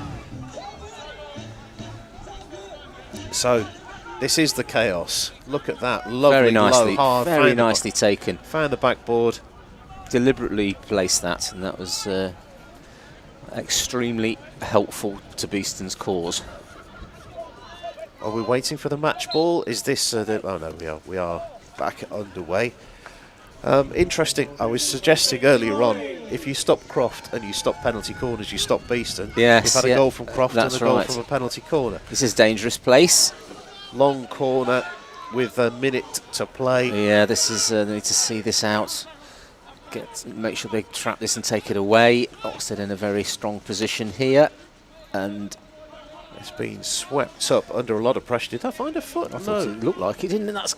That should be blown because it's been lifted. So a chance to take the pressure off and not let it back on, really. But whether there's a chance at the other end for a goal, I don't know. I think this one's just going to go high. I think you're going to find this goes miles. There you go. There it goes. A usual caveat, the screen clock may not match the clock that the players and officials are working to. So it's close to full time, but may not necessarily be full time. There's a chance! Oh, yes! My word, what a Goodness finish! me, what a finish from Ben Collinson. Listen to that applause with seconds to play. What we said was there going to be a time. That's the final That's whistle. the final whistle. Unbelievable finish to the game. Beeston were behind for so long. I thought that was the final whistle. I thought that was the final whistle for a second. There was a long blow. We can't be far off it. It's that was. I mean, the finish was excellent. So what more is in store? We've seen 2 3-2s today so far. Oxted play the ball over the field. That final whistle isn't far away, I'm sure. Another check of the watch from Dan Barstow. Well, Beeston don't need to do anything particularly risky now. This just needs to be cleared or possessed, one of the two, but not given back to Oxted. Time off. So we are into additional time. I think there's a tiny bit of gamesmanship there about putting 2 balls on the field and then getting rid of both of them. It's a bit of a classic. Huge aerial ball forward, taken down by Oxted. There will be one more roll of the dice from the visitors. Towards the top of the circle, Beeston can clear it. Just get it off the field. It was the sensible option. Better clearance than that.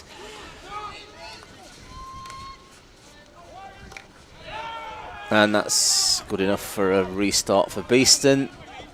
There can't be long left now. I'm glad that I did the caveat about the clock because, yes, if you're just tuning in, I thought no one is entirely sure what the duration of the match will be, but that's a good pull down from Ollie Ashdown. But Oxted equal to it again. Where is this time coming from? Beeston in possession, which is where they need to be. Game management, as they call it, just making sure that they don't need to. There is the final whistle. No, No, it's not. It isn't. It will be true eventually. There's a huge aerial ball taken down, and that finally is it. Beeston were behind from when were Beeston behind? From the 38th minute. Yes. And they were ahead for seconds. Yes. And they have all 3 points, which means we can say is that Beeston are into the top 8 final element of the season. They are. What a turnaround. Absolutely. And the crowd genuinely goes wild. Yes. I must say, spare a thought for the excellent working goal from Dom Dixon. Beeston had a penalty stroke that was saved by him, and he also had a couple of excellent saves. His position was good, his speed was good. I would say he didn't deserve to be on the losing side, but that sometimes just happens like that. And you can't take anything away from Ben Collinson's position. He found himself in the perfect spot in the D for the finish, and the ball was hit across to him accurately. I wouldn't mind seeing that again if we had the opportunity to, because purely that was a moment to savour, because here we go, look at that. It's almost like we had a production meeting about it. No, we can't, we don't have it. Just that seemed to appear out of nowhere. It did. Huge aerial ball. Well, it all came from what you were saying, and we were talking about the need to get a penalty corner, which was the only one they had. Jamie Rawlings stepped up to the plate perfectly, and it was a well-executed corner. And there's always that risk, isn't there, at the end, that you can, the chance to score a goal in the dying seconds, really, and it's exactly what Beeston did. Well. Normally we put up a caption about next time on BTV. We genuinely do not know when or if we're going to be back on this season. Because the fixtures need to be announced for the final phase of the season. Beeston's women will be in the final 4 relegation playoff. Beeston's men will be in the top 8, and we already understand that these will all be away fixtures. That's right, yes. So there will be no more Beeston men on BTV this season. With a bit of luck, we could have Beeston's women back on, but fingers crossed. Stay close to the socials. We'll let you know as soon as we do. There's the match information. Guy Morgan scoring the penalty corner on 38th. 64th minute Well, Henry Croft on 59, Yeah. shoring things up for Beeston. Michael Royden-Turner, 64. Then Jamie Rawlings, 69th minute. And then a 70th minute winner from Ben Collinson. I still Perfect. don't understand where all that time came from No. at the end. But well, Thankfully, it was there. what a game. You're always treated to the very finest entertainment on BTV. Well, thanks to the team behind the scenes for making it all happen. Thanks, Mus. Who was your standout player? Who was the goalkeeper? Well, I was going to say I was going to say it was the Oxted goalkeeper, Dom Dixon. I thought did really well, but Jamie Rawlings again. And I said that of him last week. I thought his defensive work was really good, and of course he stepped up and slotted that corner, well thought out and very cleverly put into the net. And I think that would be my choice. Yes, I mean particularly that horizontal bit of defensive work that Yes, he did. that full absolutely. stretch, Yes, stands out in the mind. Well, as ever, thanks, Mus. Thanks, everyone behind the scenes. I've been Andy Day, and hopefully we'll continue to be for a little bit longer. We will be back one day. We don't know when. So until then, it's been a pleasure keeping you company, and we hopefully will do it all again soon. This is BTV.